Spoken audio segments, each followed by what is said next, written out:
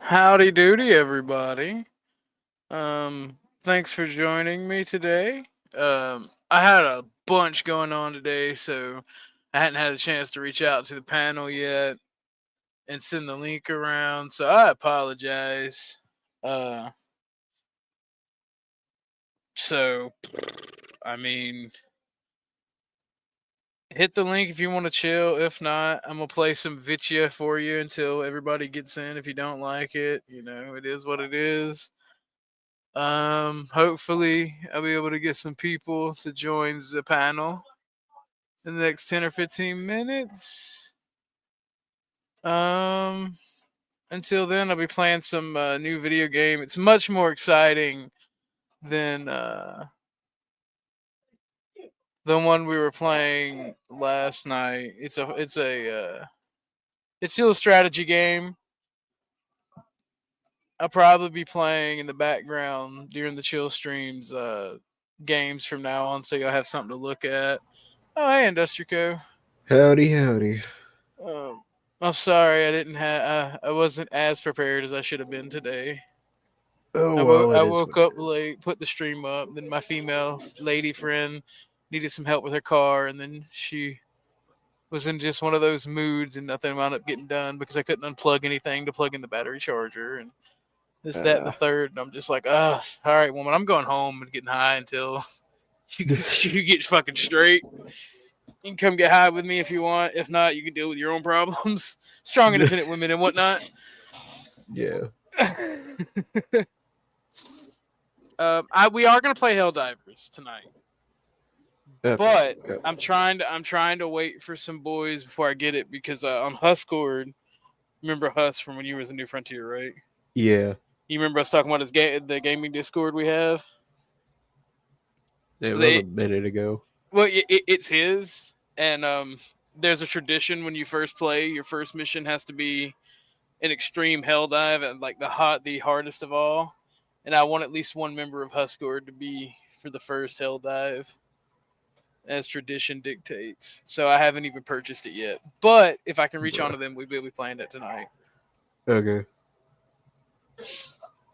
Oh, I'm gonna. Yeah, I'm probably only gonna hang out for like an hour or two. well I am fucking dead. that's fair. I mean, without too much of the panel, I mean, I'm not gonna do 6 hour streams of just me playing video games, being quiet. If there ain't nobody to chill with, then I'm just gonna end it.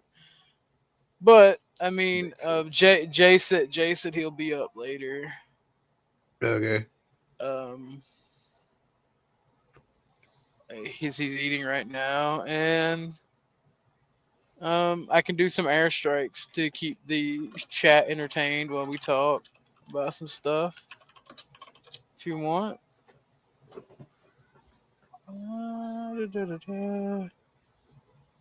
And I mean, other than that, how's your day going today? Yeah, you're going all right. Uh, Wednesday's out of the way. Getting closer to the weekend. that's fair.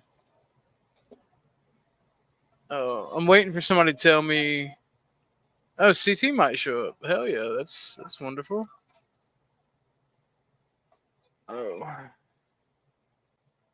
and that is not an invitation for you, Shinard, to come up and try to turn the whole thing into a UNCT bit. Like this is meant to be a chill thing, unless CT specifically, if he does show up, and he specifically wants to talk about it. That's fine. But I'm gonna be real. I'm over that shit. It was none of my business anyway. And like I mean, like you and several other people had said that had gotten really boring. So while me and Industrial catch up and we talk, y'all can watch me call in some airstrikes on communists.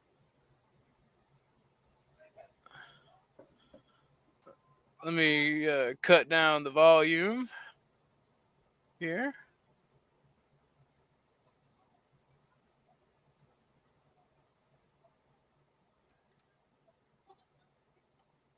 But yeah. So how have you been, Industrial? I haven't talked to you in forever.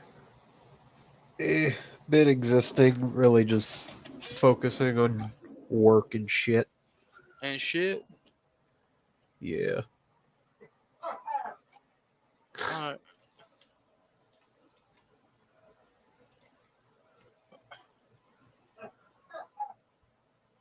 My I'm gonna job is doing the epic and cool thing of cutting our fucking hours. always based in capitalism, always based. It's amazing. It's great. So now we're only doing like 45-hour weeks instead of like 50.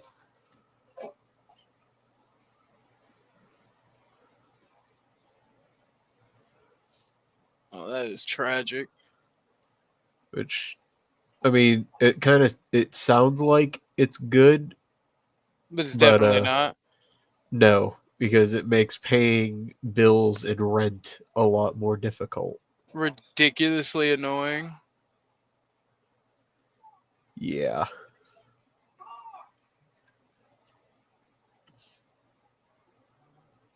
I like this game. This one is fun. What's that game called? This is called Warno. I'm playing a skirmish right Shit. now, but it actually takes place in an alternate history in 1989 where hell yeah, I took that from the Russians. So I'm gonna call in some more airstrikes. We're gonna Is napalm their asses. is it basically where the Cold War got hot? Yeah, it's one of those. Oh fuck yeah. I actually seen someone playing this game like fuck, like a hot minute ago, and I never found out what it was. And I'm gonna put that on my wish list. So I got my backup forces over here on the fucking right side. They're just big chilling there.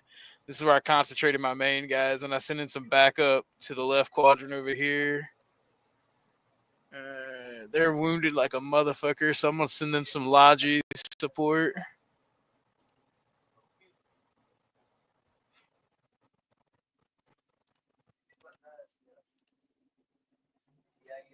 Oh fuck! I can't even hit them. Oh. Oh.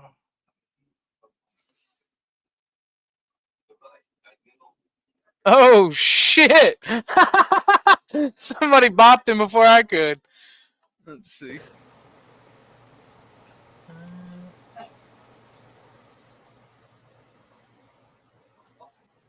I don't know who got C. Somebody was asking, CT, who got CT struck. I don't know who got CT struck. I mean, we can guess. Yeah, I mean, somebody who was over here said it was done because of something that happened in April. Ah, shit! They shot down my fucking supply helicopter. Tragic, even. That is unfortunate. I can't even. Oh yeah, well you know what? Fuck them in particular. How about that?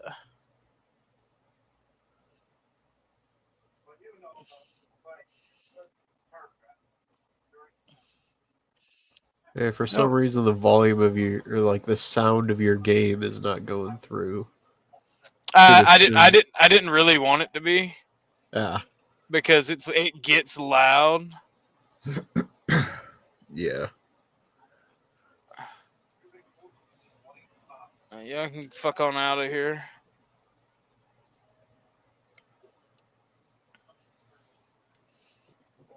All right, so this is completely done. This is a no go zone over here.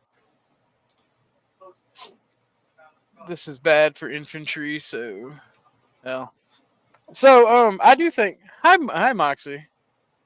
I do think it was Shinard. I'm not gonna lie. I mean, obviously. Yeah. Um, After, well, from that, well, from the couple discussions with him before that shit happened. Yeah, it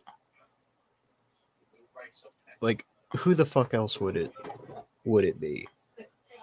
Yeah. I mean, it just. Oh boy, my infantry just got shit on. Oh my god. Them boys dead. Them boys are not going home in a closed casket. Yeah. Yeah, they kind of got liquefied a bit.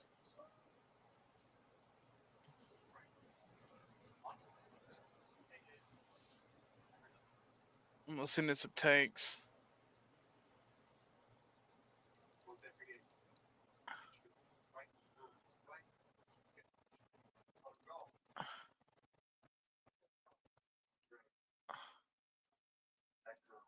I'm gonna send in some more infantry.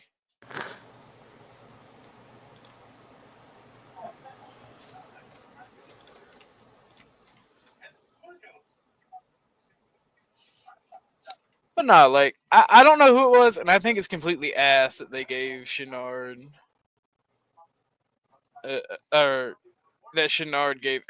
It's weird, like because I don't want to just blame Shinard, but what other just random BS? Like what would have been the problem for that? You know, like what else would it have been? You know, Yeah. Yeah. and that's the thing. Like that's what I find very difficult. Oh shit! Nope, nope, nope. Nah.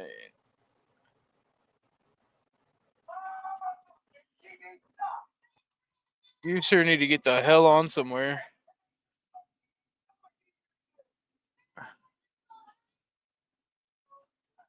Oh, that's a bad idea. Oh, he's almost dead.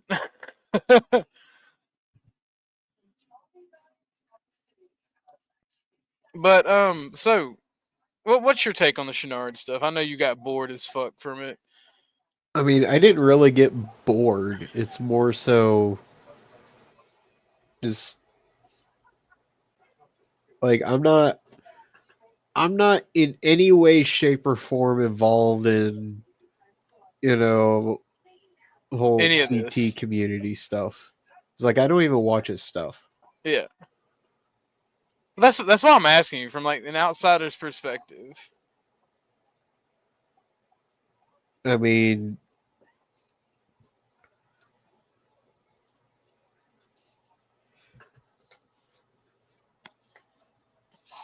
it kind to me it kind of just sounds like just more stupid gay internet bullshit. Well, that's all any of it ever is. But CT's a good guy, right? Like he gives people a platform, he lets them talk, and he does. And like most YouTubers who do what CT does, wouldn't let you. Oh, they took it. Like most people wouldn't let you do that on their panel, the way he does it,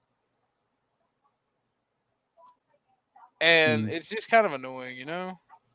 yeah.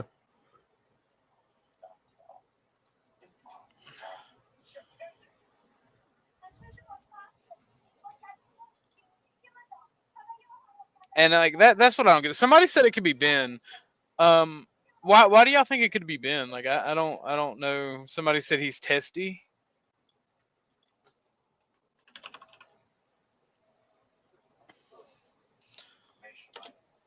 I mean that's a new accusation that I've heard is it could be Ben.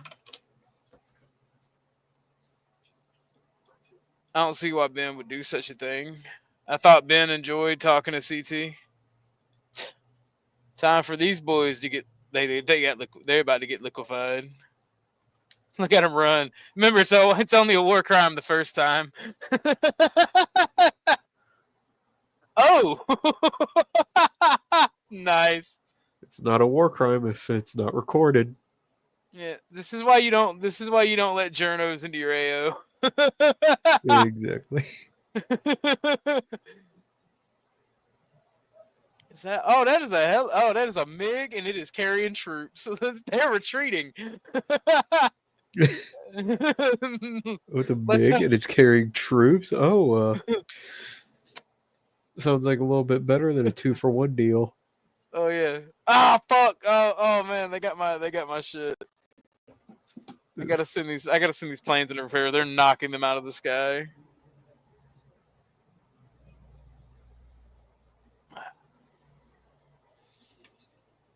Ah, my fucking helicopter. Oh no, that was my plane that crashed. Where'd my helicopter go?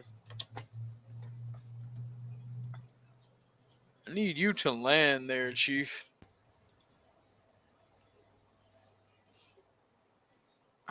Actually, you know what? I'm gonna let you hunt.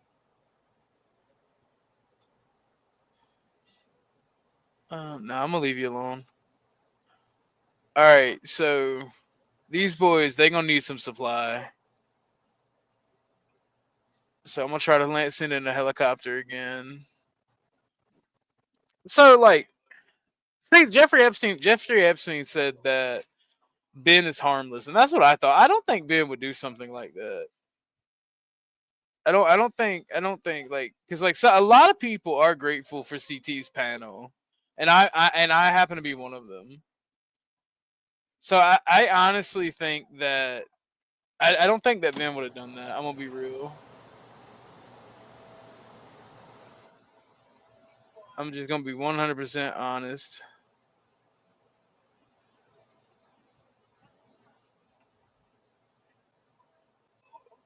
That's just my opinion. I don't So even know who what that is there is. any tips I need? Is there any tips I need for when we start playing Helldivers? Uh, Not sure because it's been a minute. So have you played with the Illuminated yet or not? I have a few times. There's a certain loadout you basically have to use with them unless you just want to get ass raped the whole time. I mean, I don't know, man. I don't know. And it's not a fun ass rape. Oh, whoa, hold on, pause. I didn't think there was a such. I didn't think there was a fun one of those things there at all.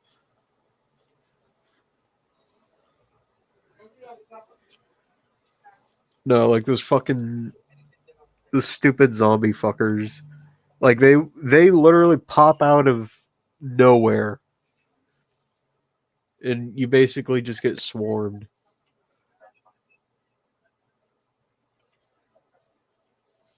But That is tragic. but every once in a blue moon when I decide to go and play Helldivers, It's Trollaholics. What's up, Bubba?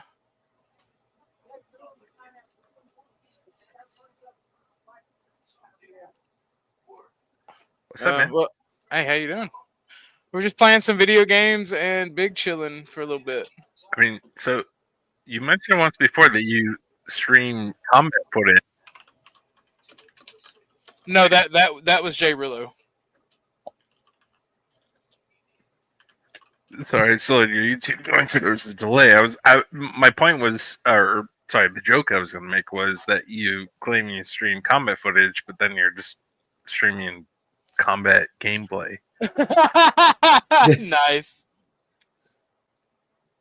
So this is your combat footage? Well, I mean, to be fair, this has been a large percent. This has been a large percentage of Ukraine's combat footage. To True. be fair. Oh, there's so much trench warfare. We have learned so much about trench warfare from the Ukraine-Russian war, more than we can learn from World War II, World War One history books. Have you watched? Do you watch a lot of like actual combat footage? At the beginning of the war, I did because I had friends over there. Oh, you gotta watch it now, man. There's so many people who are doing such great work. Mostly Ukraine sided, but Well, I saw the way they're doing the mortar strikes. What do you mean by that? The way their mortar and other I forget. Artillery. Yeah, their artillery, the trenches that their artillery's in. Hmm. And it's wild because they have entire bunker complexes where they'll open up a part of it or have it on sliding doors, and it'll just be wham bam, thank you ma'am type shit. Like it's rough. All I can say is I am so glad I am not a Ukrainian fighter, and thankfully I was able to talk my buddy out of going to fight for them. Well, there was a lot of ex-American military that was going like, nah, I want to be Ukraine. I want to be Zelensky's top guy. I want to. A lot of them are. Yeah. A lot of Americans over there. A lot of foreign fighters over there. My buddy in particular, he had a family member in, I think, Kiev, and he like his purpose, like he's like, I'm gonna join them so I can go get that family member out. And I was just like, you're an idiot if you do it. And thankfully he listened, because if he had done it, I would have done it just because of our relationship. But Oh my god! Just got wrecked. you gotta be wrecked just like those guys. Let's see. I really want to drop some napalm on communists, but it won't let me, and I'm a little bit sad. Oh, here we go. Here we go.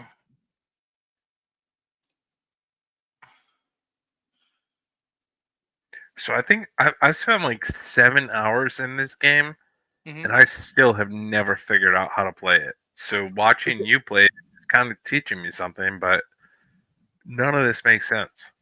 Oh, you just gotta go. You just gotta go in. You gotta go in with your mouse and your WASD, and you gotta be ready to go hard. You know what? Just drop it on them. Yeah. Still, nothing makes sense. I don't understand the screens you're looking at. It's, I've used what is the Wii mod, I think, is a platform to like cheat with games to give myself unlimited like spawn points or whatever. Yeah. And I just don't understand how this game works. Okay, so basically, in the very beginning, you start with the entry points here, right? And you choose your from logistics, infantry, artillery, tank, recon, AA. You choose all your units, right?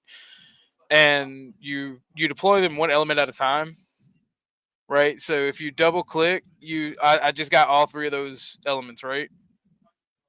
Mhm. And I can send them in anywhere they're needed. So for instance, since this is the only place where my units aren't fighting, they're not really needed there because what I have selected is anti-tank. They're needed like more up here. So and this side could use some more reinforcements here. So I mean, it's like an RTS, but I guess I never figured out like the whole pick, click, deploy thing. It's kind of difficult. I'm not gonna lie. So, I mean, I'm good at these games naturally, so I don't really do the tutorial and stuff, and then I suck until I don't, basically. And they're just hella fun for me. I'll tell you what, let me get Bluegrass Addict at Brinch because he's the only one that ain't got one to chat. I'll call President Trump and I'll have him appoint you as Joint Chief of Staff. Nah, clearly bro. you got this shit. Nah, we both know it don't work like that. Come on. Orthodox guy will personally lead the charge for Israel. I mean, I don't see why not. Let's do it. Fuck it. Greater Israel now. In before they accuse Gimpy of being responsible for my change in heart towards rabid retard nationalists.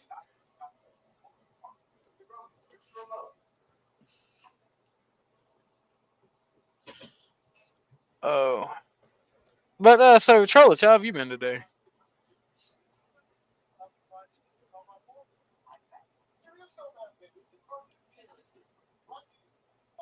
Troll?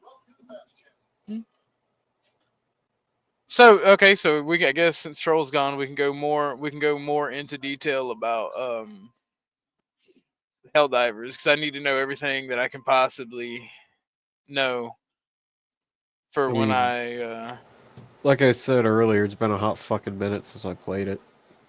yeah. Ever since the whole thing with when Sony was trying to make everyone playing Helldivers like connect to a PSN account when Yeah. they were first trying to do that shit, that's when I like stopped playing it as much as I was. Oh. So now I really just play it once in a Oh, they while. took it out. Fuck them little dickheads. They killed my AA truck. Those bastards. You should kill them. I'm gonna drop napalm on them. Good. Okay, that wasn't napalm, but pretty based.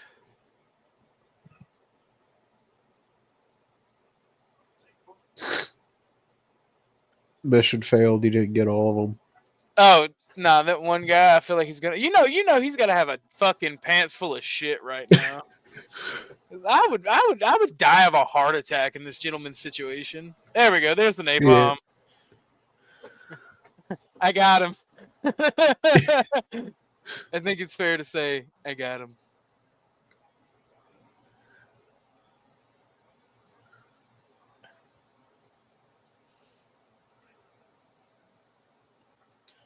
Come on, Logi. I need you to get the fuck out of here.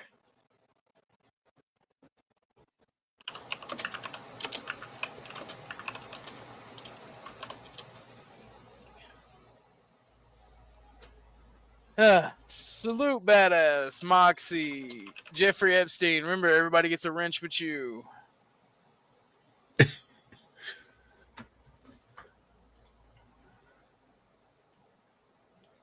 Alright, so my allies should be able to handle this, so we're just going to mess up all of their day. Why didn't Epstein get a rent? Because he's a pedophile.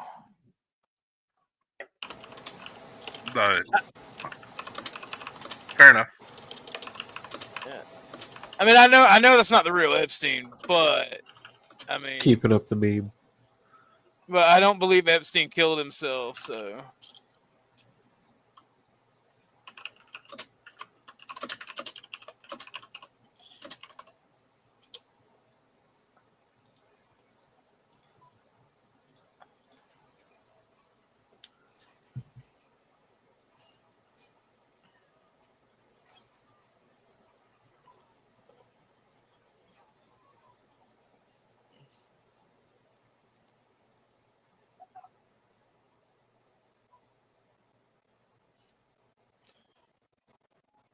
So, just keeping up the meme. Oh, yay! And we won! Let's go! I got my ass beat the first game I played of this. Like, I didn't know what I was doing, and I spawned in. Every time I spawned in a unit, they got destroyed. But, I mean, so, I don't know. I got a. Oh, it's Jay. Hey, Yeah, Jay. good. Now we can I'm talk muting about because I'm eating for the first time in like 2.5 days, so I apologize. Oh, that's all good, Bubba. God save Israel before I start. Oh yes. Panel does not reflect views of channel. God bless Israel. Yes, our greatest ally. You know, in this game specifically, there's a DLC where you can play as Israel. If I get to play as Israel, will it let me lose on purpose? Do they have a special unit called the Bulldozer?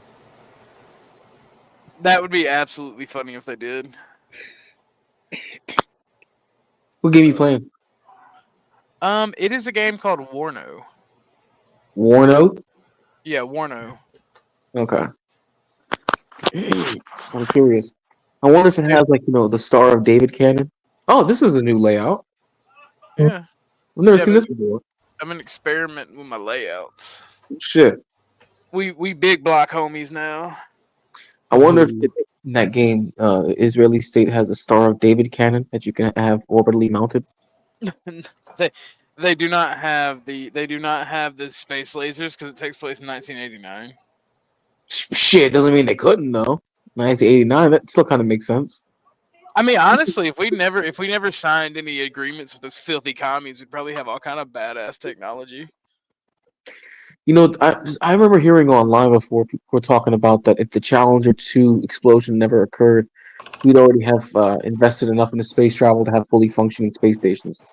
Like not like what we have now. I mean, actual bases. Yeah. Yeah, because when the Challenger exploded, it made everyone scared of space travel. But damn, that would have put us so much farther ahead to be on Mars. Like we could have actually seen colonization of Mars in our lifetime. You realize with the technology we have, we can colonize these planets and we can build early infrastructure in between at Lagrange points in between the planets to have supply depot. The funding isn't there. Yeah, it would cost a shitload to do that. Yeah, but here's the thing: if the Challenger had never happened, we would have done it. The Challenger cut a lot of funding from everything. I'm still of the opinion that we should colonize the moon before we colonize Mars. Well, I mean, I'm gonna be real. We should explore the oceans and invest in underwater mining before we do anything in space. Why should we colonize the moon? I don't see a point to colonizing the moon. Yeah, what's the reason why we should do that? Well, mostly for the. Go ahead, Muslim. Since me and Jay are on the same, I'll kind of cover them here. The moon, we should not permanently colonize the moon. And most space stations shouldn't be permanent colonies; they should be rotated out.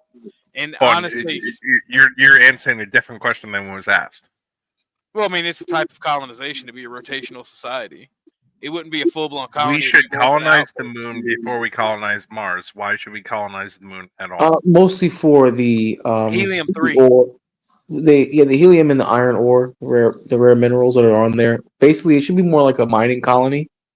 And in the colony aspect, I mean, you could say, "Oh, why not just make a mining base?" But I think a mining colony would make more sense because then you'd have people that could constantly work.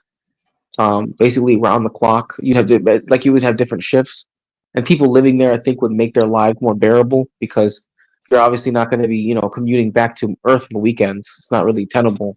Yeah, it'd be 6 months rotation in, 6 months rotation out. So if you have people, anybody who gets pregnant up there would have to be sent back to Earth. Same thing with Mars.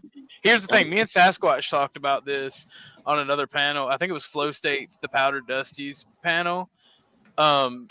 You could not right now, as it stands, you would have to make outposts out of anything other than Mercury. Mercury is the only thing that has the gravity necessary to have human repopulation in a permanent colony. Because the people who would be born on Mars or the moon would not have they would have cardiovascular and muscle issues where they would just die. They would kill them coming back to Earth. It wouldn't make any sense. Now I don't know what Mercury's... they would not, because of human biology, they would never be able to leave the surface of that planet because escape velocity would kill them. So it sounds like though it's the reason to colonize the moon would be for iron and helium. Well, I mean, specifically, go to the dollar store and I can buy a helium balloon. Yeah, I go to the grocery store and I can buy iron. Iron and helium are plenty. I don't need to go to the moon. Helium-3 is not very plentiful, and it's a component. I know you're joking, but it's a component in cold fusion. In order for any theoretical cold fusion to work, you need helium-3. And helium-3 is supposed to be abundant on the moon. We found a bunch of it. What is cold fusion? Not well. Hold on, wait. Not only. Well, I'm not. I mean, I'm not. I'm not that technical. People are gonna have to do their own research on that. But Bro, you work in a nuclear power plant. You are literally the most advanced of any of us. I work logistics for a nuclear power plant. Let's be very clear about that. I mean, okay, no. I'm actually very seriously interested, right? So you are pro moon colonization Mm-hmm. because it space has exploration. this special helium that is necessary for cold fusion. What is cold fusion? Why is it necessary? How does it exist currently? How can we not do it without colonizing the moon?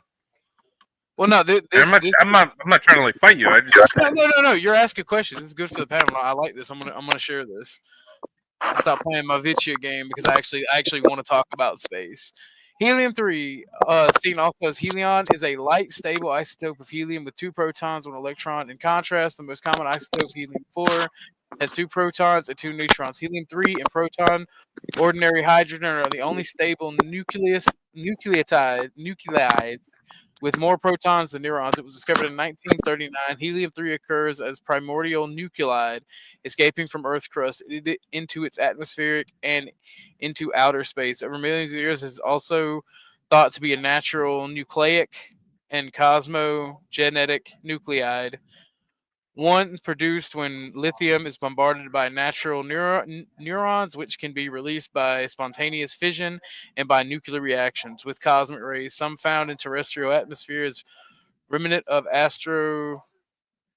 astrospheric and underwater nuclear weapons testing. Nuclear fusion using helium-3 has long been viewed as a desirable future energy source. The fusion of its atoms would be, I can't pronounce that word, excuse me, whatever that word is, not releasing the dangerous radiation of traditional fusion or require much higher temperatures. The process may be unavoidably create other reactions that they themselves can cause surrounding material to become radioactive. Helium-3 is thought to be more abundant on the moon than on Earth, having been deposited in the upper layer of regolith by the solar wind over billions of years, though still lower in abundance than in the solar system's gas giants.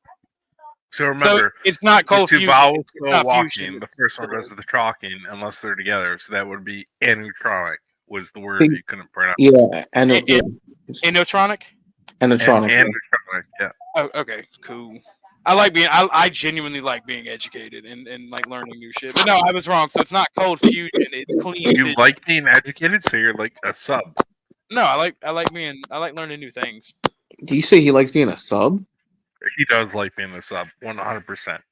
Only to hot blondes who make me call Exactly, right? It does. As long as the Dom meets his criteria, he loves being learned. Yeah, I mean, hey, look, there ain't nothing cuter than a petite blonde with a paddle, okay? Now, granted, he didn't we ain't gotta specify talk about- female, so this could definitely go down some routes. I mean, only if you think about dick, which I'm always thinking about vagina, so it would be female for me. See, nobody laughed. It's not a joke. Nah, but yeah. I mean, it doesn't necessarily have to be like full on colonization, like the way they do like in Star Trek or 40K, where there's like whole cities on the moon. But I mean more so like surface level. Maybe they would get a bit subterranean to really focus on getting the ore and minerals out, and any of the gases that they can harness as well for energy. Of course, then there's the concern whether or not the obelisk on the moon is real or not, and if it is, maybe we shouldn't do that because we might, awaken something, or it might be a beacon that ends What up.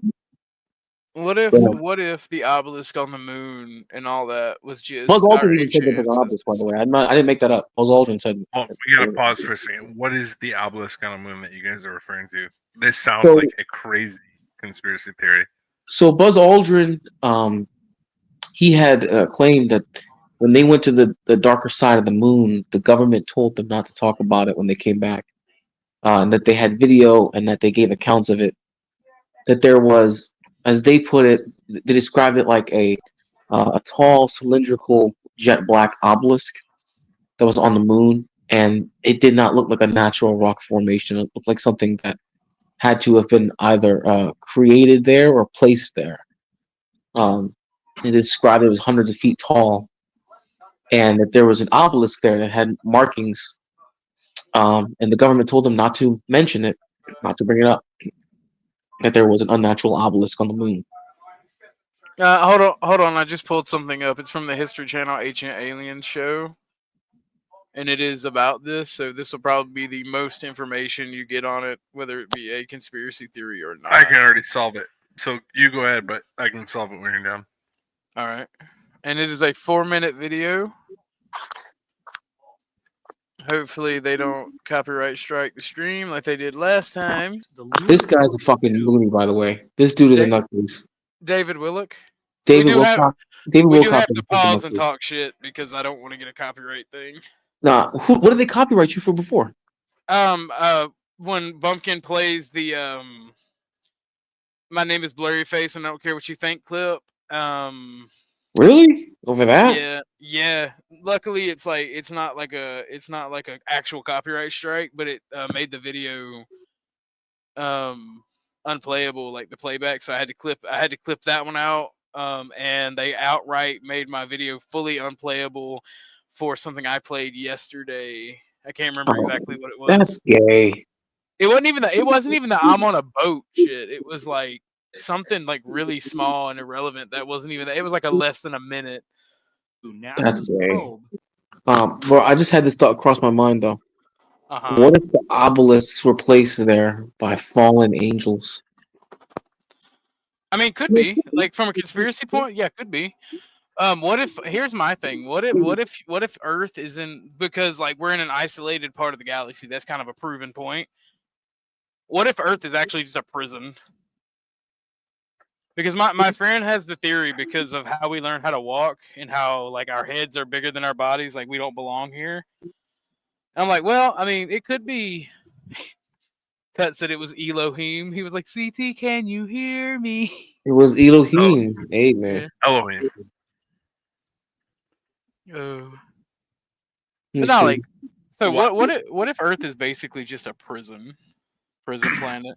What if those obelisks were known before we even launched our first satellite, and Buzz Aldrin knew about them before he first walked on the moon? And there's a whole movie about it, which is called 2001: A Space Odyssey, I think, by Stanley Kubrick. I mean, it's all bullshit, guys. Like the whole idea that there's some alien race coming down to help us, etc., is propaganda. We live in a propaganda state. That's all it is.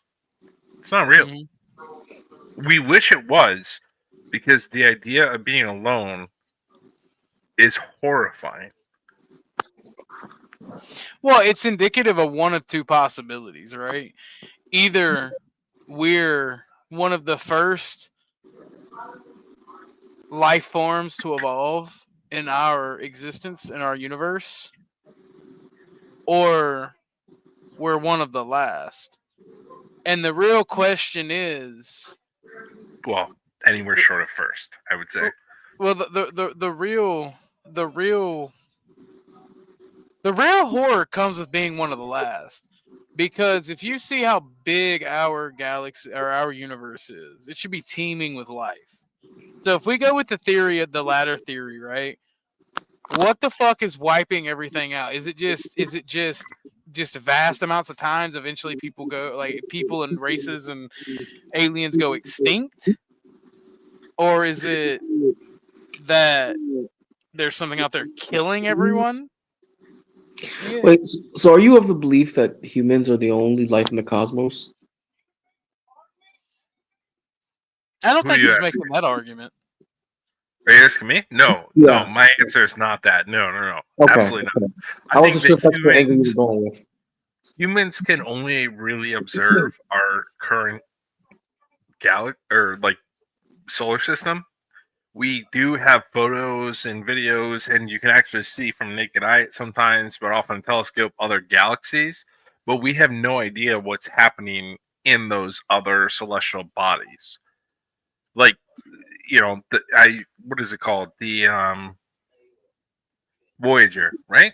Is it Voyager? Is the satellite that we have Yes. that's currently Yes. about to like cross through the solar system's line? Yeah, you the call that? boundary line. The Yeah, I mean, and that satellite was launched like 40 something years. That satellite is older than I am. And for the first time since before I was born, we're finally going to have a piece of equipment like cross the threshold of what we consider the solar system. And if you look up on a clear summer sky, you can see Andromeda, which is unbelievable, right? And I think it's where I think a lot about this. So Lion King was one of my favorite movies growing up. It's like one of the foundational movies of my childhood. And there's that scene where they're like, oh, and you look up and you see these things in the sky. What do you think they are?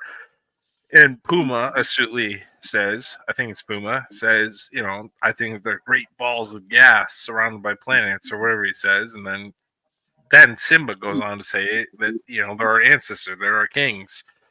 And that foundational moment of my childhood has always made me think is like, you look up in the night sky and you see all these stars, which form these beautiful constellations. They have done so much wonderful things for the human population. But at the end of the day, also they are is they're dead light that we are seeing now, but is 16 plus minutes old. And we don't have the ability to know what's out there. So there has to be life, though. I refuse to accept that we're alone in this universe that is so big. But you don't accept that intelligent life has come across our way, essentially. I don't know whether or not intelligent life has come across the way. I mean, I wake up. I live in the United States. I wake up. I meet people. I have for many decades, and I've still yet to come across intelligent life. So I have no idea. How do you know it's so big? Have you been? How do you know it's so big? How do I know what's so big? You said the galaxy or something, right? How do you know it's so big? I can only go off. So first, when it comes to like outer space, I can only go off of what scientists have measured. So you don't know, is what you're telling me, right? You don't know. Okay. I am not going to engage in this sort of debate. You are doing exactly what that guy Ben Shapiro, whatever his name is, Am I saying does. something wrong? You do Yes, not you know. are. Yeah. It's okay to say that. No. It's okay to You say are you don't making know. a logical fallacy, right? So you're taking "have I seen" versus "have I interpreted." That is a significant logical No. fallacy. But my point is a simple one, dude. It's a very simple point. You don't Do you know. breathe? Do you breathe? Yeah, I breathe that. Why? Why? It's huge. I breathe Is oxygen as a result. important for your Since life? I breathe as a result, the galaxy is huge. Gotcha. No. Stay with me on this. Do you believe that oxygen is important for your life? Yes, Why? because I live. I breathe. Therefore, I am. Is there oxygen in the air? Yes, How do you know that? because I'm breathing it. Okay, hold on. No, that's a faulty conclusion. You think that oxygen is important, and you Yes, think that there's oxygen in the air because you breathe it. Why do you think that oxygen is in the air? because they told me it's in the air. Who However, told I you? know it's Who in the told? Oh, air. no. Oh, Pause.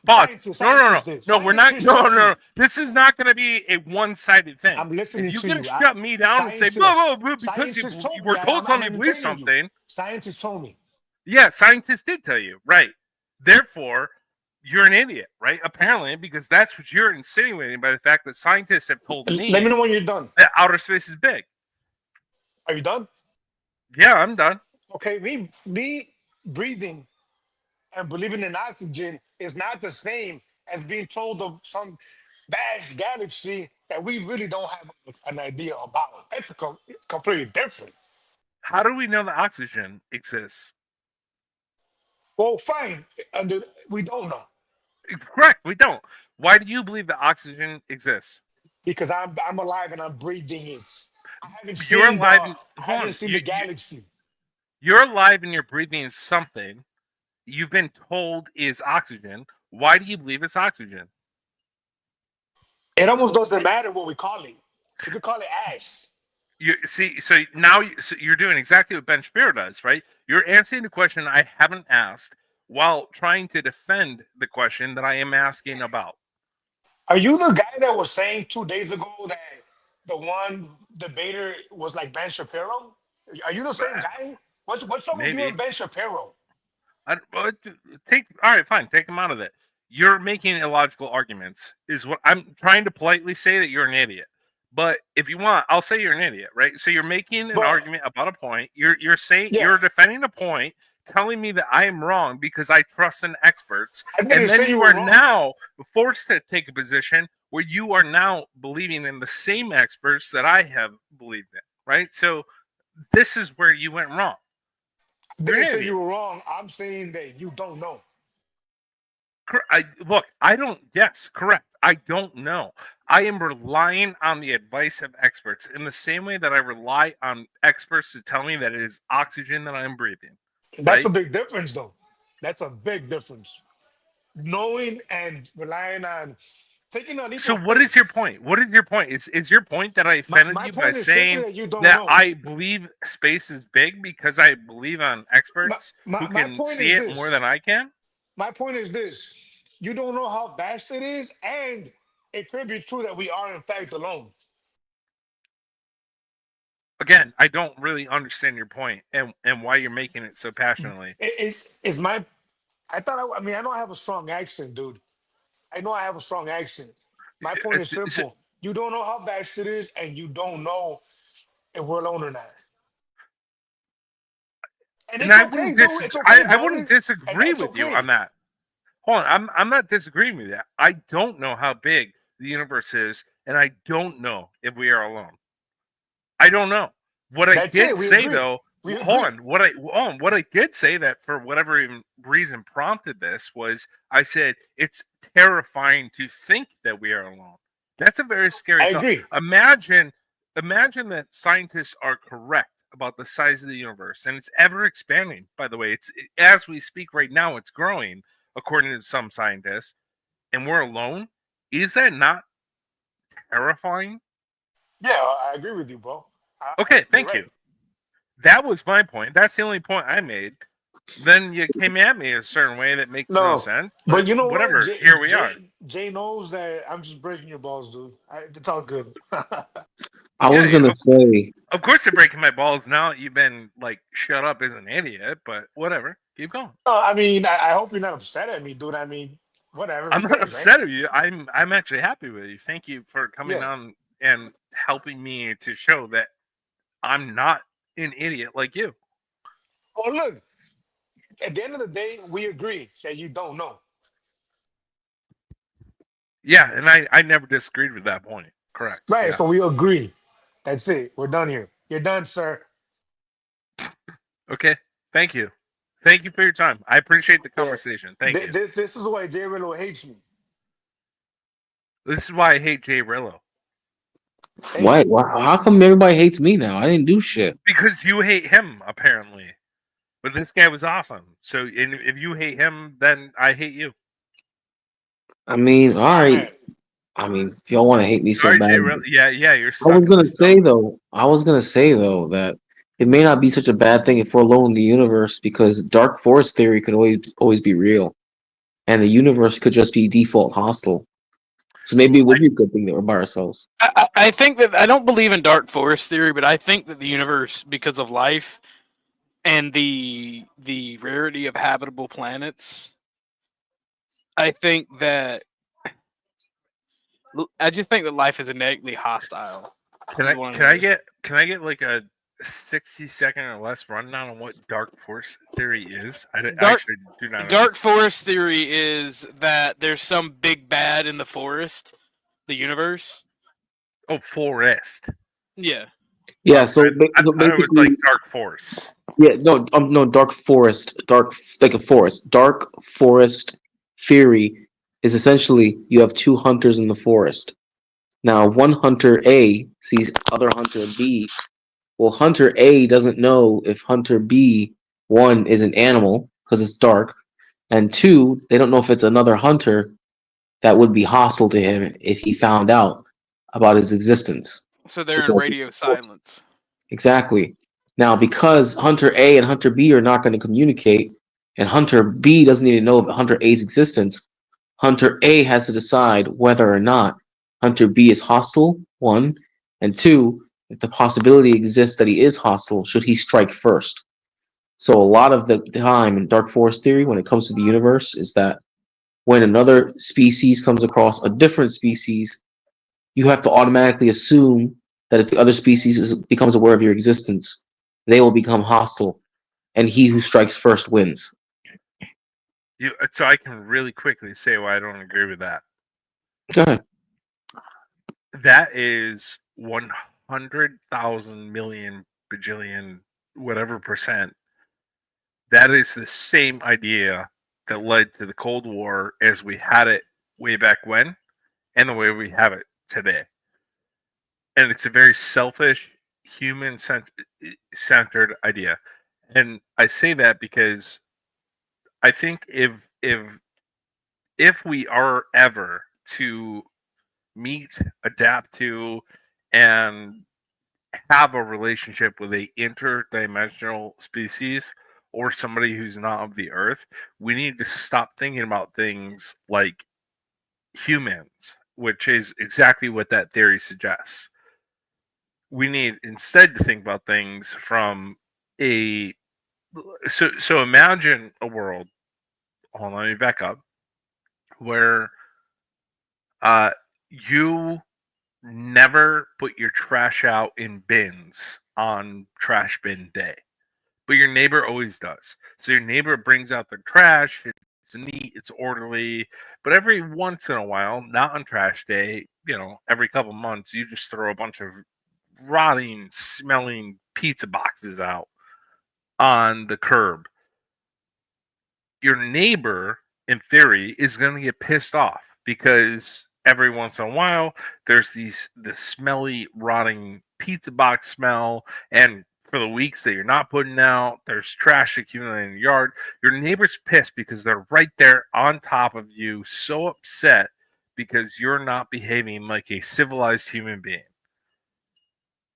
In the universe, though, we don't have anybody who's right on top of us. Maybe let's accept that humans are awful and we're just throwing trash out into the solar system with satellites, and we have our whole I forget what it's called, but whatever they're calling the whole like junk, space junk sort of thing that's forming around us with satellites that are defunct. But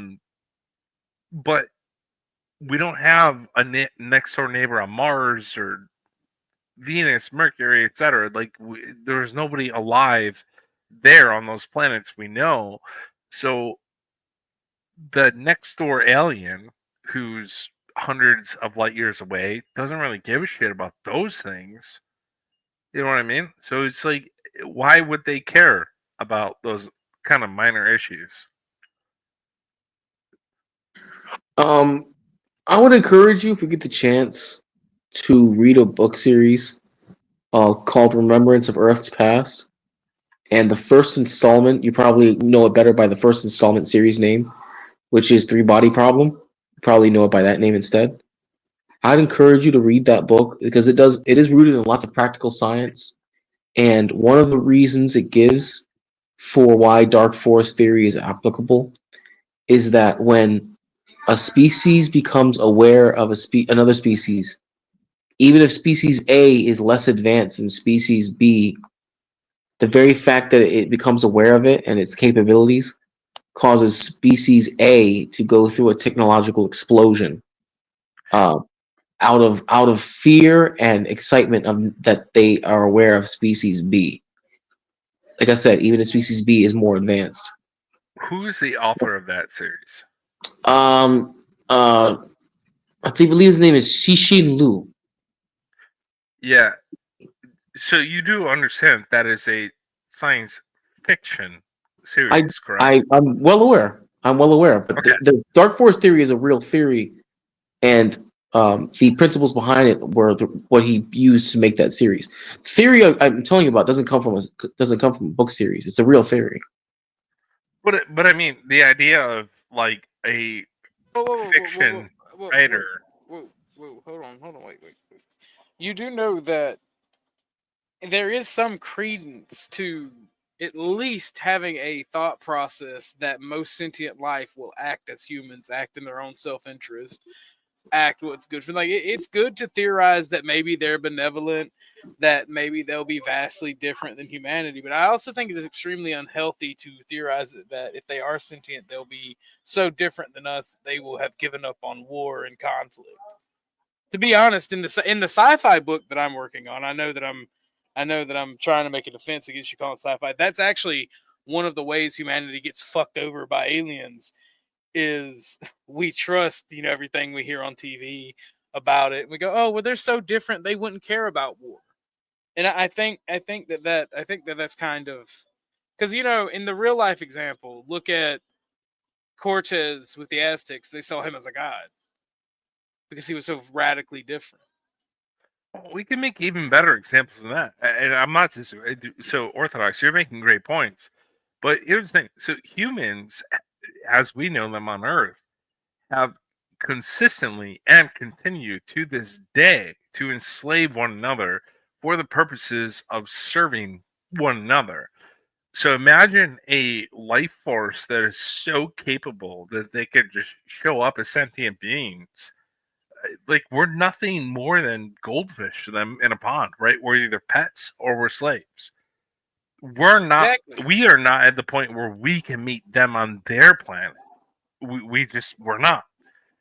We're trying to, but we're not there. So if a sentient human, or sorry, if a sentient race or being comes upon us, we're just going to be captured. We are either toys or slaves. But that's where there is no in between. That's where Jay's coming from, because if you look at how it went down real life with the Native Americans, it went down exactly how you and I are talking, and the Native American tribes rapidly increased with their technological abilities. They started trading and working in steel. They started making guns. They started trading for horses, and they rapidly advanced. What actually screwed the Indians over, the Native Americans, isn't the technology. Smallpox. It's the amount of death and disease that the people from the old world brought over. Yeah, well, exactly, right? So, I mean, you're not wrong. It's the, and this is, well, I don't like to accept the idea that foreign, outside of our universe entities have visited us. I wish that they have, and I want to believe that they have, but in reality, if they come here, they're going to come here to subjugate. Yeah. Well, Halted, it's not necessarily that they would need slaves. It's that, and one of the theories is that why would you colonize a planet that is already inhabited if you could just move a minuscule fraction of your population to it, have them administer the planet via robots, and allow the actual people who inhabited that planet to do all the work and just live as they are. It's not even necessarily that you're a slave, it's that you're subjugated for the betterment of their empire or their nation state at the end of the day. I mean, if you did subjugate another planet, why wouldn't you enslave its species if you think of them as bugs? Why wouldn't you? Exactly. Yeah, exactly.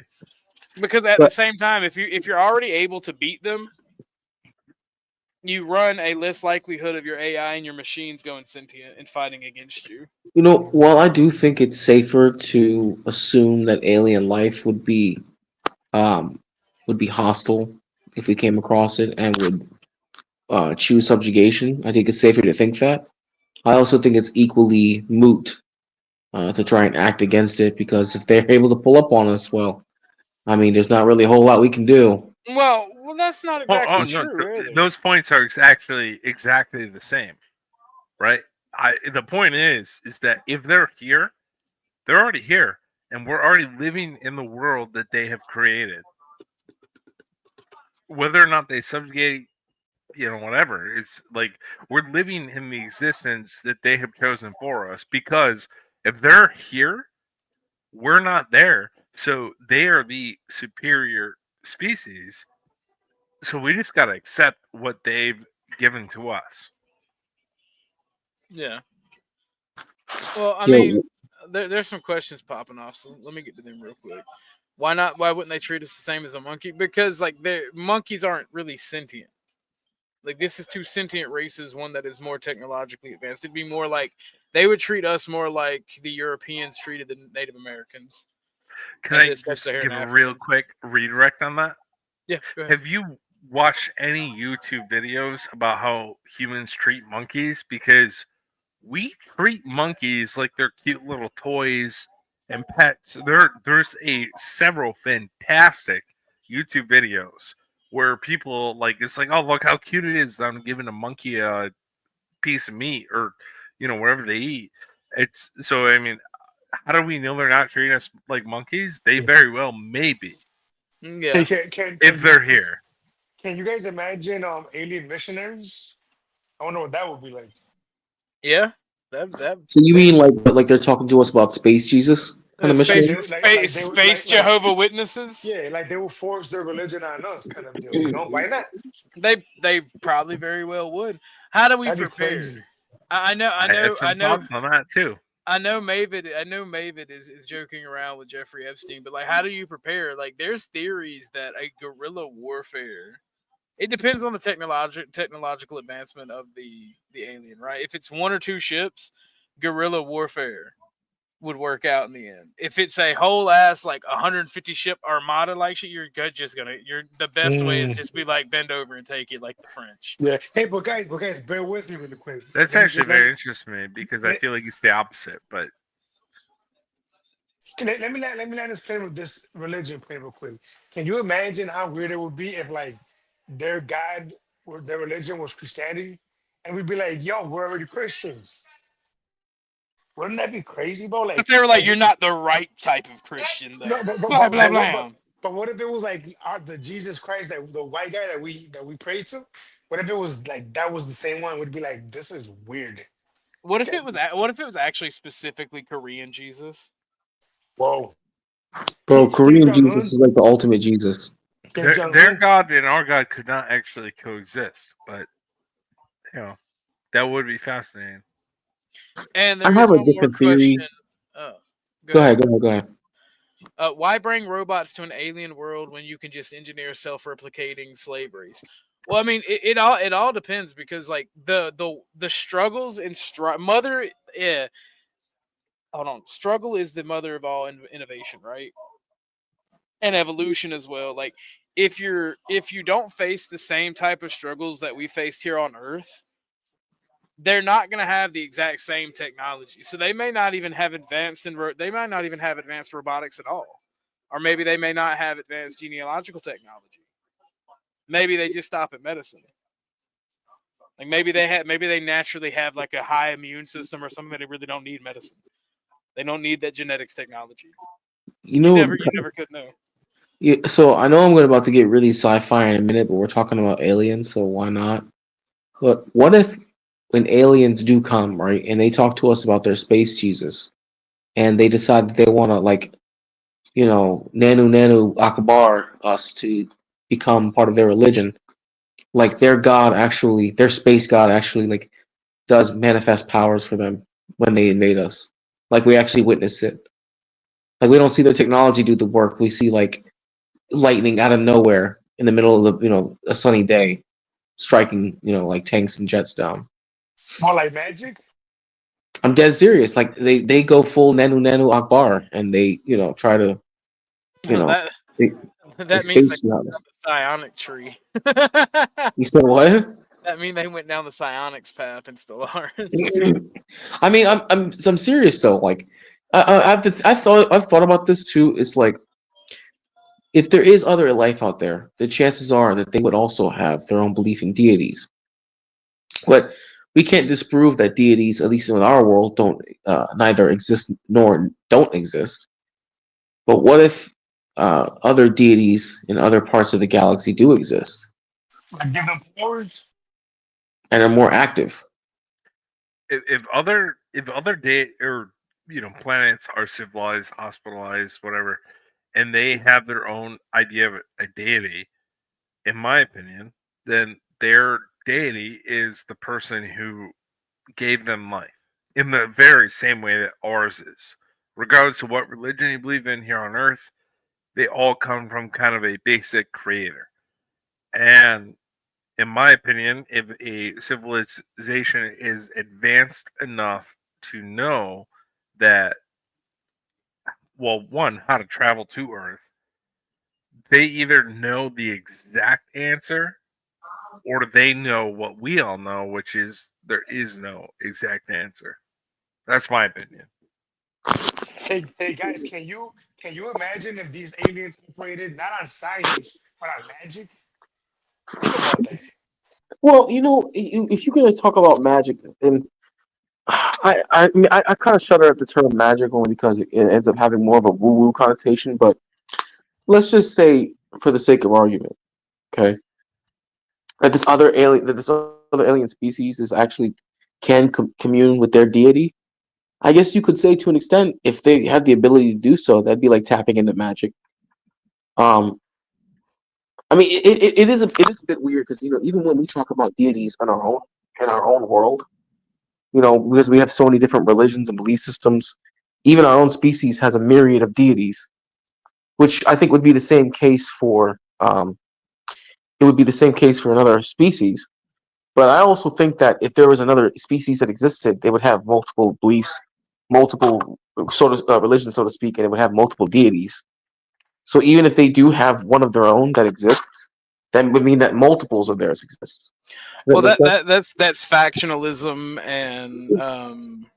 and I forget the word for it. Not segregation, schisms. That's where you get schisms and all that stuff from, in fact, and factions rising. And you would have that, but there is an argument to say that if there was a species, after I say this, I'm gonna play the rest of the video. There may be a species that if they are united and are able to space travel and they are religious, they have either through the sword or through debate crushed all other opposition and reunified or dissuaded all schisms. You think about that logically today, right? So imagine if we went to any other planet, whether it's Mars, Mercury, or anything outside of the galaxy, and we found a group of humanoid people who are just like us, right? And it was unquestionably true. So everybody in the world knew it was true. It was proven. We did it. It happened. What would happen to every single person on this planet who believed in God, as though under Catholicism, Christianity, right? Every single person who believes in Christianity, which I'm one of them, and so they would hear this news and they'd be like, "Oh my God, we're not clearly the chosen people because the Bible's written about people on this earth where we live and us, but there are people who could never have possibly been incorporated in that story because they're not here on this earth with us, right? I mean, I think I don't know. That's my point. The way I see it, if people's interpretations of religious texts would just evolve at that point, and we would find new interpretations of the text based off that information. Because, and I've had discussions with other people about this, but there's nothing in the Bible that contradicts the concept of life outside of our world. So even in Genesis 1:1 said first God creates the heavens and then He creates the earth. Halted, you should hit the link. I would agree with you, but name one time in history where people had a significant disagreement with the Catholic Church and didn't have a significant battle with bloodshed to fight.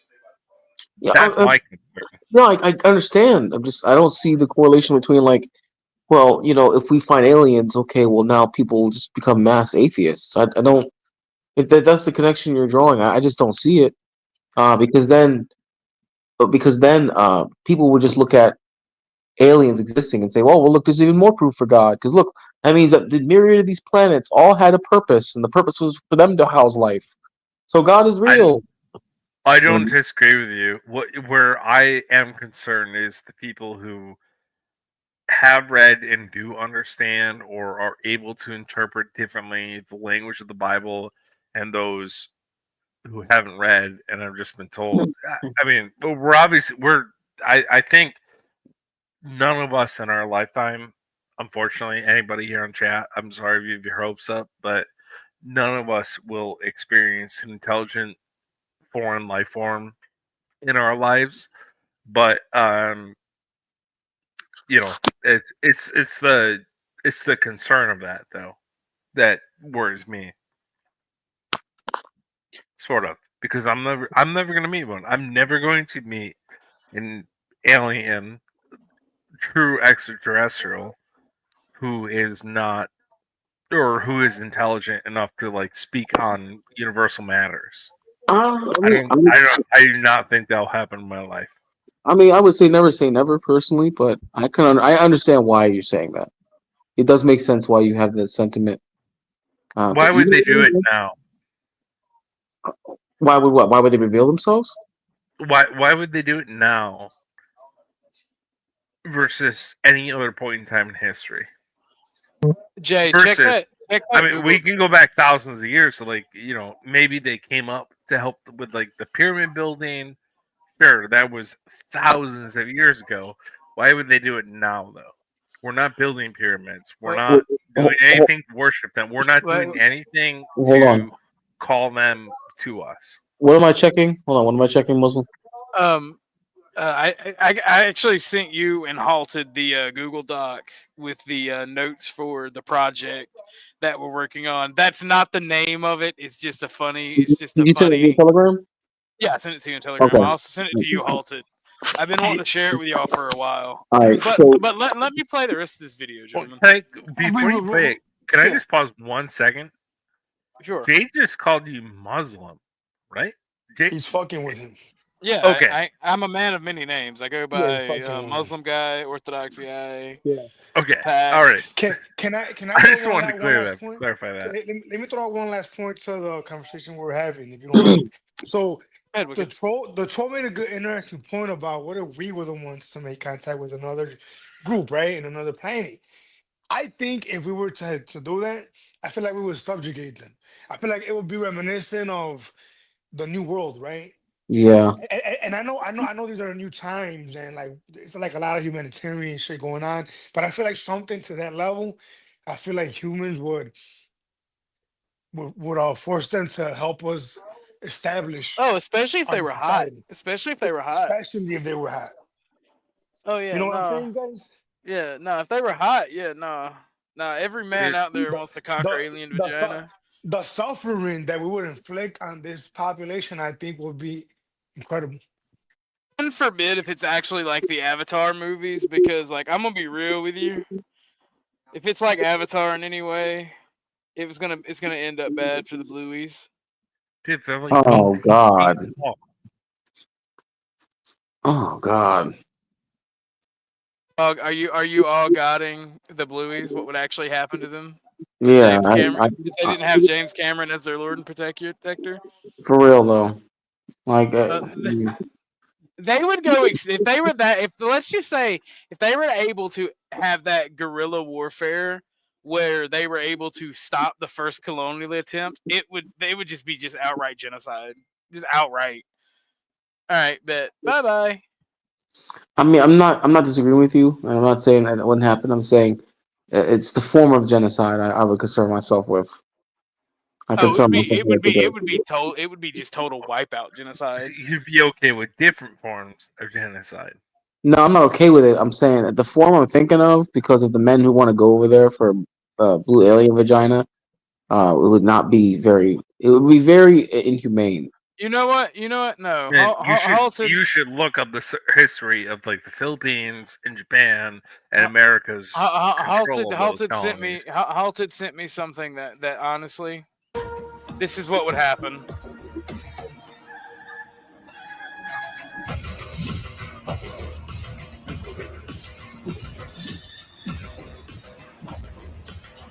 Man, I feel bad for the universe if we go down this time route. This is the only way we go to space. I hope you know this. If we took this timeline, bro, like every species in the galaxy fully respect. Please so. As Halted said, the only respectable answer to the Xeno question. Yeah. In all seriousness, the 40K timeline is the true National Socialist timeline of science fiction. Not even National Socialist. It's literally just us versus them mentality, because you can't say the God Emperor is a National Socialist when he's a canonical Redditor. He's an atheist. That's true. It's literally, do you know what the real ideology of 40K is? Pragmatism. That's why the Emperor murdered the Thunder Warriors and betrayed them. It's literally the 40K is is extremist pragmatism. The God Emperor religion only was founded because it was pragmatic. But yeah, let me finish this video.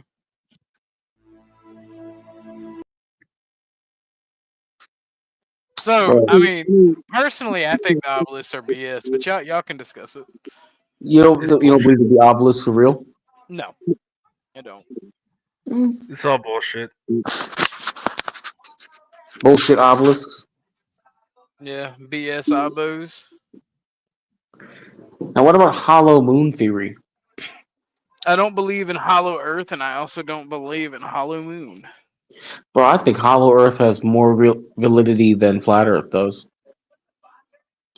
I mean, I personally think dick and ball Earth is the most valid. I find it interesting how you mentioned a minute ago that you only think about vagina, but you think of the Earth as dick and ball. So it's a very interesting contradiction. Jay, you really don't want me to say what I'm going to say next to you on this subject. I was just making an observation, bro. I swear to God, I'm gonna do it to you every time. I'm just existing, just out here being in my autistic happy self. You're like, what if I just say the gayest shit that's ever been said to another man? Well, you brought up dick and balls. No, bro, I'll be sitting here talking about video games and nerd shit, and you'd be like, yeah. But what if somebody pounded just like, bro? No, okay, all right. Listen, all I did was ask you the Bill Gates question. Okay, ever since then, it's like you never let it go. All right. No, you asked that question. Okay. I'll ask Troll. Troll, I'll ask you this question. I don't think I've ever asked you this question before. Okay. So, if Bill Gates came up to you and he offered you $1 billion to be his ass slave for a month, would you do it? Yes. Wow. Yes. Damn. Yep. I don't care what he asked me. $1 billion? Yes. No, Bob, I didn't. How did it go? Did you have fun? I don't really care. You know what? Yeah, Yes. You answered that quick as fuck. Man, $1 billion? Yes. I mean, like, what if he did like $999 million worth of damage to your ass though? Worth it. That's a lot of damage. That's a lot of damage. I mean, Bob said gay for pay. Wicked, you think you would take your $1 billion? The Bill Gates $1 billion? Wicked conveniently he's AFK right now. But yes, Alton. Actually, I am gonna deny Atlantis. You know, because I don't believe in Greek mythology because they're dead. I'm not. I win. Boom. Well, you know, Troll. At least you're true to yourself, man. You want the money, so. Dude, Man, $1 billion would change acid reflux and nothing flux tape couldn't fix. My family's and my generational wealth forever. $1 billion. Look, I'll tell you right now. I have a net worth in the 7 figures. I would do a lot for a net worth in the 9 figures. So $1 billion, which we're talking 10 figures, hell yeah. Oh, at least you're honest, dude. Well, Acid Reflux said nothing flex tape couldn't fix. Nothing like Jesus Christ. I'm a big fan of money. Yeah, I mean, you could just buy enough weed to smoke that memory out of existence. I don't smoke weed, but I'll buy mushrooms. There you go. What if the check bounced?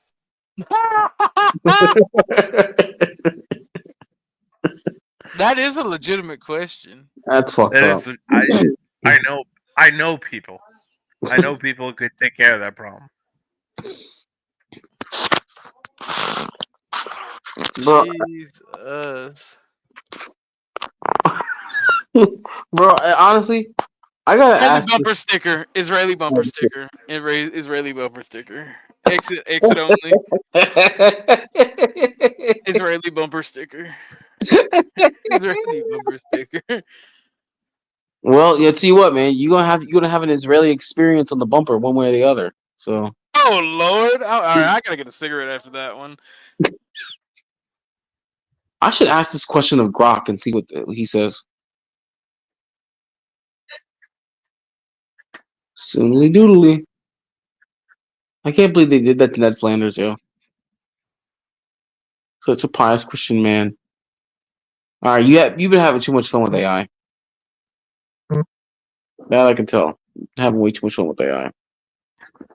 Yeah, no, dude. I have been finger banging AI for like 3 weeks now. But I'll be back. I'm gonna grab a cigarette. I got you. Jay, keep asking questions for about 2-3 minutes. I mean, that's easy. That's easy. Okay, so you have a choice. What? All right, man. Enough with your AI weirdo shit pictures, man. Oh, that's a lucky strike. I'm finna go call in a lucky strike. I bet you are with your Newport Heimars. I get it. Newport edition high. Yeah, I mean, I never got into cigarette smoking though. It's just not another thing for me.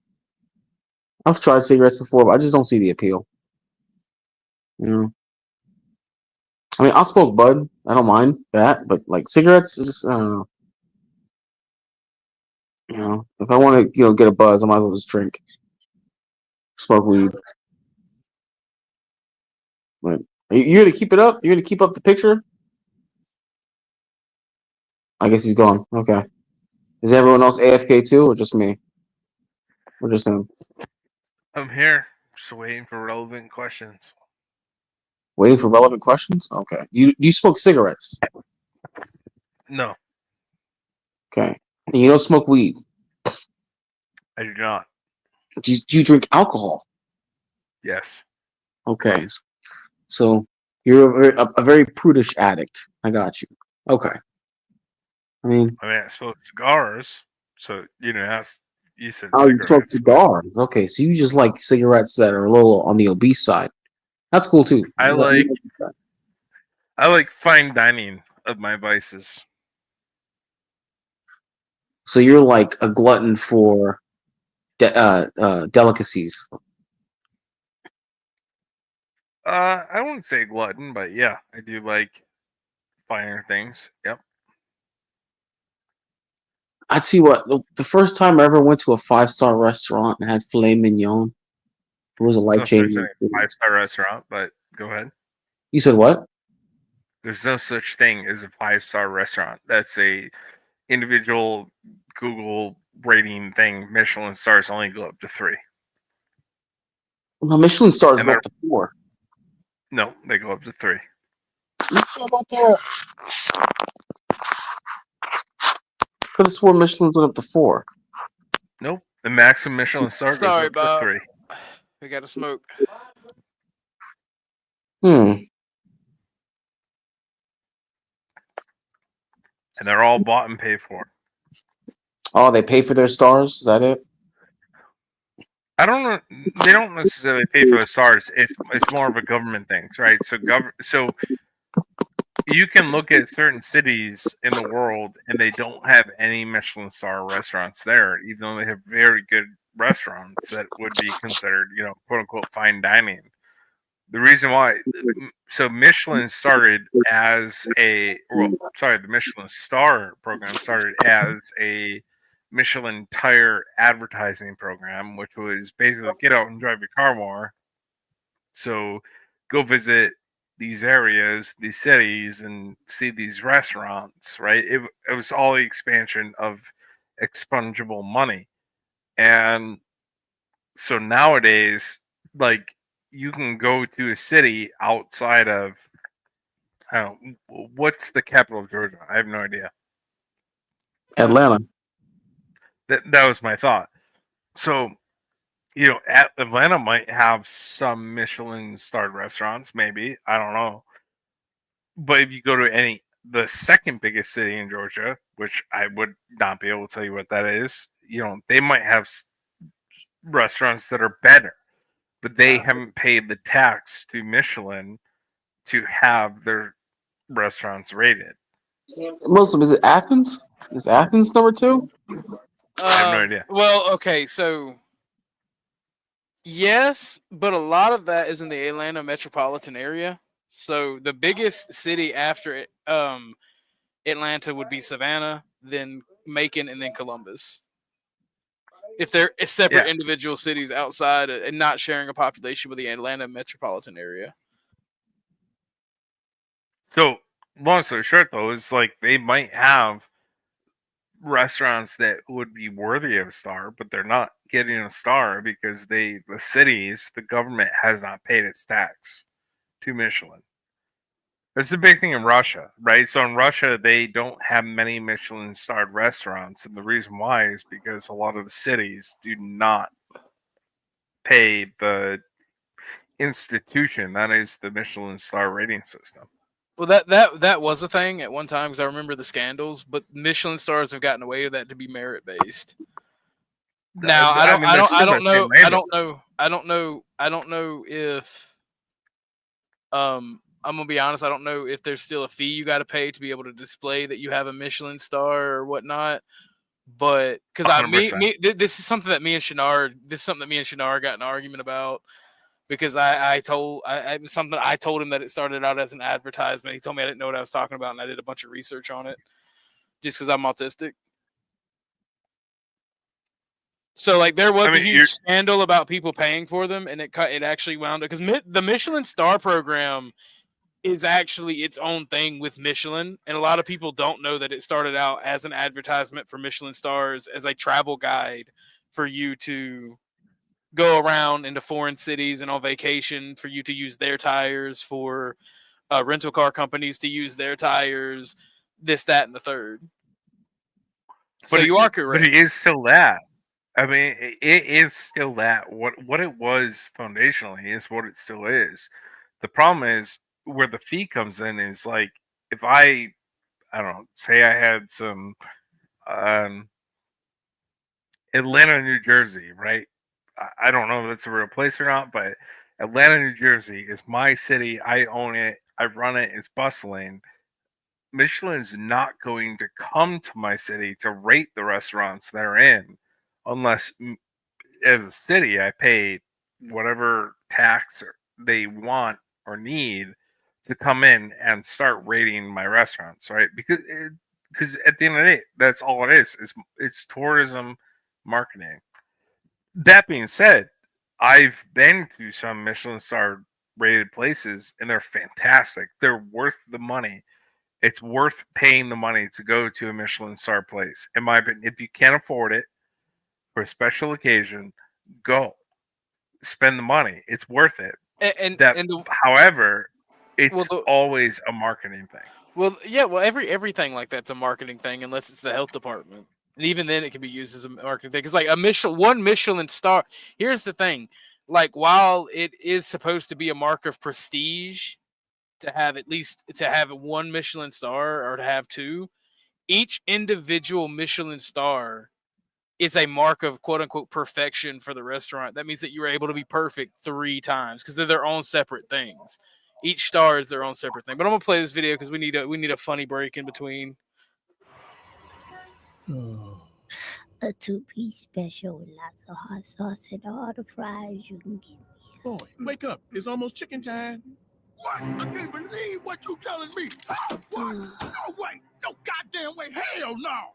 What is it? These motherfuckers talking about they out of chicken. What? Listen. Welcome to Colonel's Fried Chicken. Unfortunately, we are out of chicken at the moment. Please go away until we have more chicken. Thank you. God bless. They ran out of chicken? Oh man, this is some old bullshit. No chicken? You mean I ain't gonna be able to get that bucket? How can they be out of chicken? It's Colonel's Fried Chicken. This is outrageous. This is an outrage. Hello, 911? No, I ain't calling a snitch. I got a real emergency.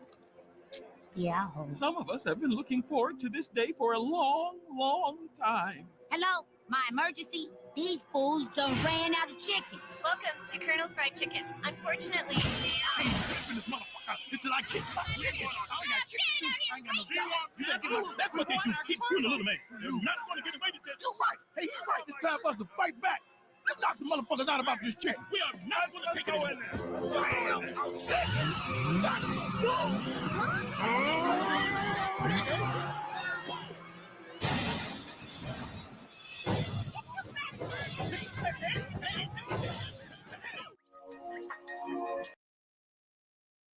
Those of you who don't know, that's actually a reference to the Popeye chicken biscuits and chicken sandwich shit, where people went crazy over it. Oh man, we lost one. I guess Troll wasn't digging a conversation about aliens and restaurants and you know. Well, Troll will probably be back. He's a busy man. I like Troll. He's cool. He's the one who was telling me about the conspiracy that the Boxing Day tsunami was caused by a nuclear submarine that detonated in the Indian Ocean.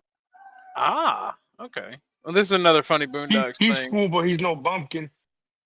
Bumpkin is unfortunately at work having to deal with the people who rioted over the Popeye's chicken biscuits.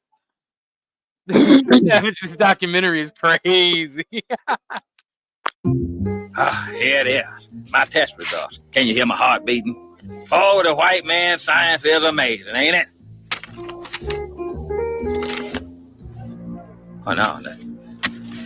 This can't be. It says I'm 102% African with a 2% margin of error. Why, Lord? Why, Lord? Why? Not the 2% margin of error. But no, That's wild. So getting back to the conversation. Yeah.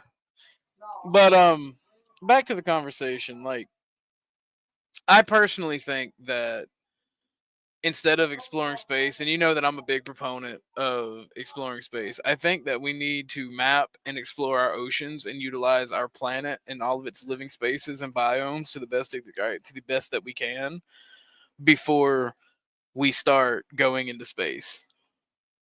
Because there's a lot of engineering tasks that we can experiment with on Earth. If you can make a submarine that can dive to the deepest parts of the ocean, you can effectively make a space shuttle using that same engineering that will survive in space. Hello? Wild, bro. No, you can. Excuse me. What's wild about that? That's fact, though. I mean, as far as manufacturing in space goes, I get the feeling that we would end up taking that out of control, and then we'd end up making Gundams. And if we start making Gundams, bro, humanity's in for a dark future. I mean, like real shit though. Like I don't think Gundams themselves, because mechs like that, there's a number of engineering reasons and military reasons and logistical reasons why you want that. But technology similar to that, like fighting robots and AI, I think we're gonna see. We're not looking for tactical. We're looking for tactical. That's what we're looking for. I don't know, man. Elon Musk said there's no money in the budget for tactical anymore. That's gay. See, if you want it tactical, you really need to pick side. You really need to pick the good guys of World War II and not the winners. Oh, and they would have gave us. Would we have gotten? We would have Iron gotten Max? Gundams. Oh, we would have gotten Gundams. Yeah, we would have got damn Skippy. Would have Actually, gotten Gundams. we would have gotten lightning cannons. Damn. Actually, Yeah, no. we We would have got had lightning giant cannons. space mirrors. We would have got the Japanese microwave cannon. We would have had sonar beams. We would have had a steam gun or a steam cannon. The Japanese pioneered technology. We gotta get robot cat girls before we get Gundams. We gotta prioritize things on our budget. Jesus. Anime and its consequences on industrialized society, am I right? I mean, do you support the idea of the Japanese Empire rising again? I mean, yeah, but I think I'm biased. I like Japanese women and I want to proliferate them around the world. That means they have to get with Japanese men in order to proliferate them. I mean, fair. But before they get married, I can still have them.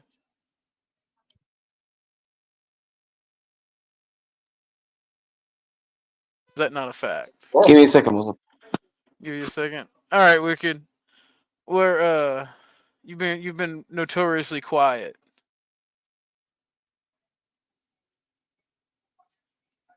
I guess we're back. Okay, I'm back. All right, I'm back. All right, what happened? Is Wicked AFK again? Yeah. Okay. Well, Wicked's got, he's a family man, so he's got responsibilities. He got them babies. Yeah. So I have a question. I'm probably going to do a poll, but for everybody watching and speaking in the chat, right? I mentioned playing horror games. Would that be something y'all would be interested in for when people are talking on the chat to have something to look at? I mean, if you're gonna do that, you should get Silent Hill. No, I want to get some like cheesy jump scare game to see how much it makes me squeal like a little girl. Bro, like I hate being chased and I hate jump scares. Bro, Silent Hill got you, man. Like when they fucking have to run away from the giant flesh fetus. That shit was wild. Oh my god! Especially as it slowly eats you. Yo, that shit. That's probably the freakiest Silent Hill bad guy I've ever seen.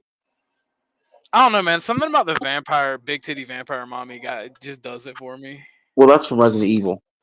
Yeah. Oh, it is, isn't it? There is a difference. Yeah. In game. Shit.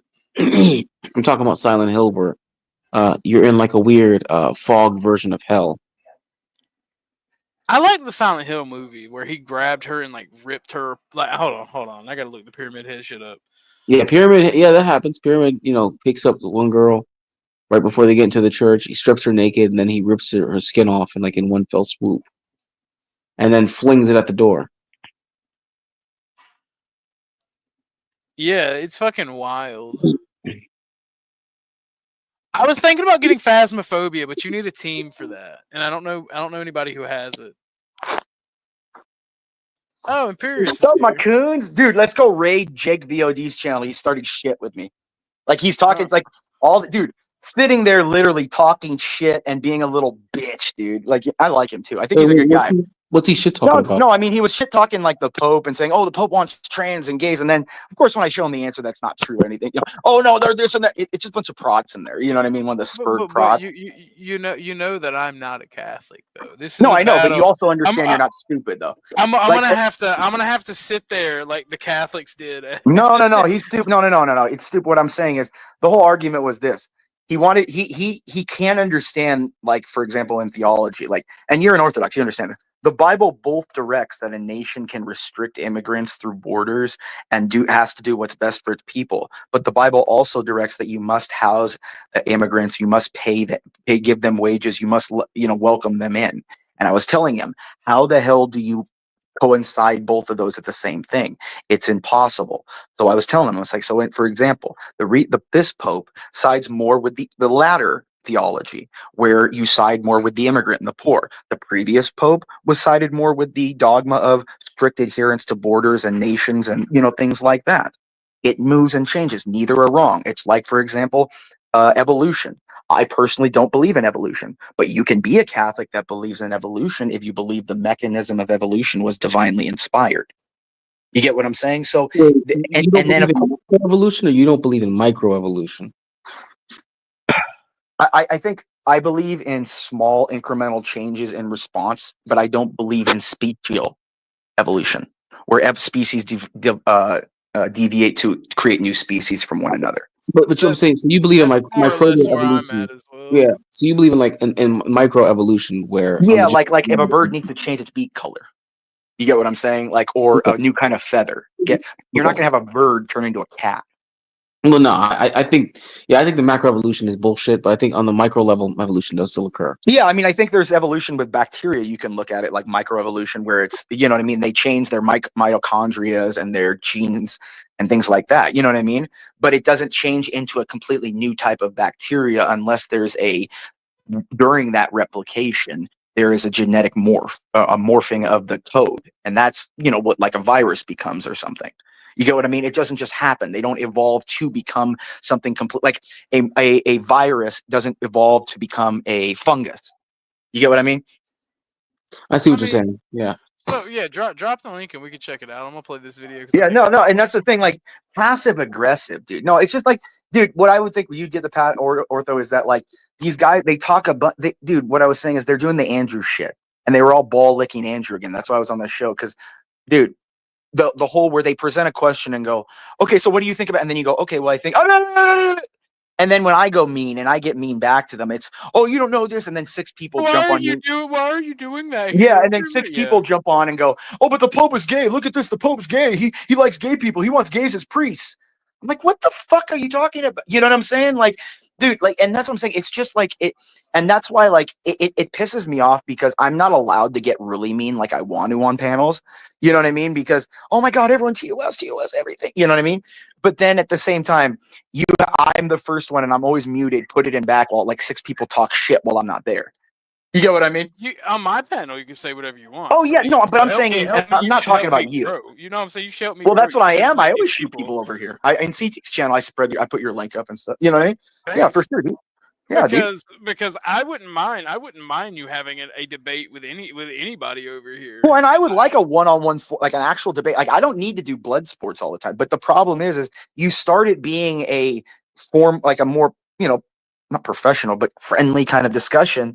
And then it comes out of nowhere. You get 6 people going, oh yeah, but your Pope is gay. You see what he wants? He wants gays and trans. It's like, and so then I have to like go after 6 people about, you know what I mean? And it just goes down to bullshit. Now, if people want to have an actual like one-on-one where you have citations, evidence, documentation, like that's what I do for my work. I have no problem doing it.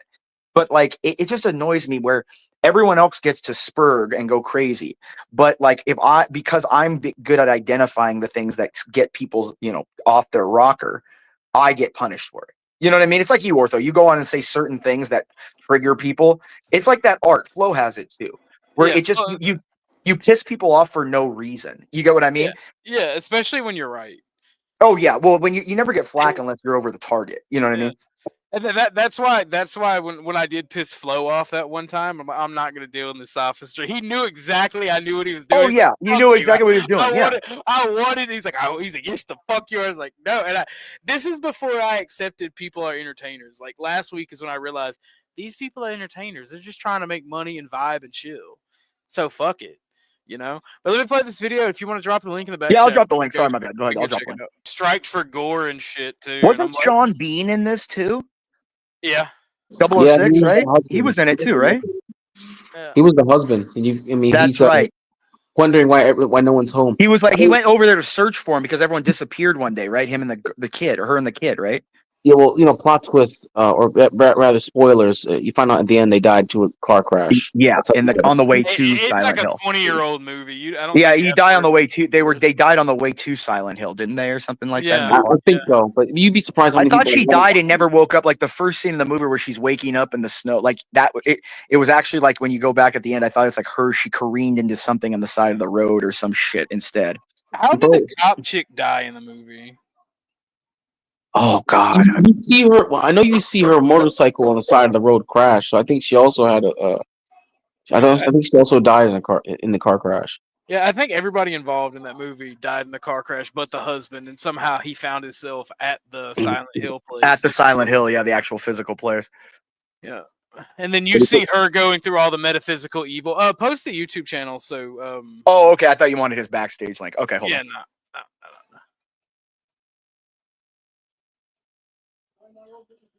I mean, it wouldn't do me no good because I'm hosting this panel to go on. Oh yeah, you can't do two at the same time. Yeah. Yeah. Sorry, I'm not techie like that, dude. I mean, I could, but the difficulty of muting this one would be annoying. There you go, man. It would be, yeah. No. Jay, This is are your you show, a dude. Catholic? Focus on your show, dude.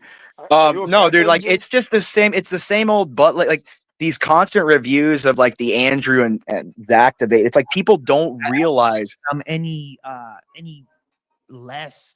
I think Andrew Wilson fucking Okay, here you go. Andrew Wilson. obnoxious debater than me 10 times, bro. You But want he me to gets just more go over there and tell him to glorification debate on you or that shut the raging fuck debate. Yeah, up? tell him to come over here so he's not afraid of TOS and lets him and But I in reality, debate. I don't even think I They can come host over it. here, let's you and I debate. So, Simulcast at his the end of the show, day, I think it's and him and I also can go just one-on-one. So the bitch doesn't persona mute of me and people, doesn't want to keep you know? running. He keeps arguing about Yeah, running. I have a Let's little him bit and of I history just with fucking have a tomato debate. that Let's maybe do it some right of now. her audience doesn't He's not necessarily gonna like want that, before. Imperius. No, So go, could be no, but I biased, want but him at to. the I end of want the his day, audience to know about it because he I was think saying I was people running when he judge booted me. others off of what they, off of some type of bias, right? So with Imperius, yes, I know he has a bad reputation, but however, I knew about his reputation before I started kind of bringing him onto the channel when he wanted to come on. I'd always welcome him on. That's fine. Any of you guys that want to come on, I'd always welcome you. And I did it with Imperius, and he's always been really good. Like he's never really lashed out the same way that he did today. Yeah, let's see what he says about that, and then I'll go on his back chat if he He's doesn't always say anything respected about the it. channel where he's mitigated his language. I mean, you and do I've try to gotten- I've respect gotten people on their fucking, channel. I do, but then I got Ghost, tired of he's 6 one of my people best jumping on mods me about the same that thing, has, not being able to given me, answer. So I said, go fucking Imperius's shoot your bio fucking with self. other panels. Well, you can crash yeah, out. I'm it's gonna go kind of grab my unacceptable, but delivery. However, No, I'm And, fine. I'm not even crashed. I'm more annoyed. I'm just fucking no. I'm saying you can. Yes, You can. No, say just what you listen wanna to these say. idiots. How I told him in his chat. I said, dude, your show's mine. You're still talking to me. But that was about it. You're still talking about me. It's still. All right, I got you. I'm gonna go grab my order because I have some of that. Yeah, grab what you got, dude. I'm Sweet just chilling, Zaxby's dude. peach tea. Wasn't as bad as I've seen him even today. Just to be fair, I've seen him do worse. In other words, from the shit that Ghost has sent me. So yeah, I'm just saying, he's still welcome on the channel. It's fine, but hey, bro, you gotta chill out. I know you want to spurg out. I have questions. He kind of spurged out because I interrupted him. I've never heard him yell that loud before. Actually, It was gonna pretty freak out a little bit. That was actually wild. Yeah. That wasn't even me that mad. Like, you must not watch me that much. That part where you just say yes and he just. Yeah, dude, he fucking no, he that's a lost lot. his mind. Okay, Jesus Christ. But yeah, man, that's all it is. Orthodox guy says, I got a TOS free space. You can debate Imperius if you're not afraid. If I'm not afraid, yeah, I mean, I can debate him on whatever he wants to debate on, bro. But again, I'm not a Christian apologist, just like he said. I can debate him on whatever subject he finds to disagree with me on strongly, and I'll be His existence on your space if you want to mod it. That's fine. So no, Orthodox guy, I'm fine with that. Well, I don't know about if you can mod that well. I don't think anybody could. It's gonna get wild because like I don't have a personality where I allow people to kind of pull that shit on me. So yeah, that's probably gonna get that's gonna probably be a wild one-on-one debate with me and Imperius if you want that shit to happen. This is why I don't debate, is because I can't, like, I get too pissed off. Like, I get now, to be fair, not every interlocutor is gonna act like Imperius. Mhm. Like, some people will actually, like, I could probably I mean, he'd probably kick my ass, like, because he's from what I've seen, he's definitely smarter than me. But like, I could probably debate Farney and never get mad. Yeah, Farney. Yeah, dude, Farney's super good faith, bro. Yeah, that's what I'm saying. But like, I couldn't debate a guy like Imperius. And see, the reason is when you get to a level of intelligence, you start hating regular people. It feels like a waste of your time repeating shit, saying the same shit one after the other. You know what I mean? Topic, like, it depended, of course. Like, if I debated him on Star Wars or something. So I actually missed what this debate is about. I couldn't go and defend Because I know you mentioned before the Catholic Church. So you brought the Pope up. Was this the same panel you were talking about? No. So what the debate was For on, I mean, sure. I have a originally, thing. what it was Oh, no, go ahead, about. I mean, Palpatine. we were Finish off. discussing about like the debate between Andrew and Zach. Kind of that was kind of what, and I was saying Andrew's disingenuous just as much as Zach is. Zach's just better at it and stuff. And they, you know, of Yeah, course, you have all Adam. these spurgs saying, "Oh, Thank you well, for look at the joining us, Pope. The bro. Pope talks Finally, about bro. Thank you for the gays in super the chats, by the church, way, and then bro. the I Pope really talks about appreciate the support, man. immigration. So why aren't you going after the Pope as much as you go after Andrew?" Conversation's great. You know what I mean? It's a bunch of Andrew simps, dude. As it was. That's I why don't I understand hate all this Andrew so Andrew much. love, bro. Yeah. I don't understand. Yeah, I I guess appreciate that, he's Matt. famous for Your debating, thoughts, but I don't man, get the on Andrew everything love. that went down. I just don't But understand that's it. my whole point. They literally look at him as like their dad. They want to cup his balls, dude. The Like Pope does that's talk why about I'm so. It's immigration, though, not even Imperius. Andrew. Andrew's a nothing. It's what he represents that I hate. That grown men are acting like he's a woman and holding his skirt and sniffing his chair. Imperius, the Pope does talk about immigration, though. Well, Can you yes, but acknowledge so that? does every pope in history. The last pope said stop all immigration. This one says, okay, well maybe like that was the whole point of I was trying to tell him on his show. The Bible says two things simultaneously. It says a nation has the responsibility to its citizens to protect and work in the interest of its citizens. But it also says, as I read the verse on their stream, that you must give jobs and housing and food to aliens, not immigrants, aliens in your Right, land. immigrants. Yeah, but Aliens not are even just immigrants, illegal immigrants. Aliens are illegal immigrants. It has to do with the charity and helping your fellow man. Exactly, and that's what I'm trying. Right. So the question I present is, how do you simultaneously do both? Palpatine, really quick. New rule. You every can time rem- you Imperius can is on, remove you him. have to be on as well. So that's gonna What, be a the new pope? rule from now on in Project Field. No, Christians in general. Every time you can Imperius remove comes them. on, Palpatine Oh. has to be here, no matter what. He said he'd do it. It's your job now, bro. Okay, grudge head. And see, that's the thing, Ken Palpatine. It's like, dude, they spurg over me and scream over me, and then he mutes me and kicks me, and they win. You get what I'm saying? That's what pisses me off. Imperius, what are you giving up, by the way? Because when you brought up the line. Oh, for Lent? Oh, Yeah. man. I'm going to try, honestly.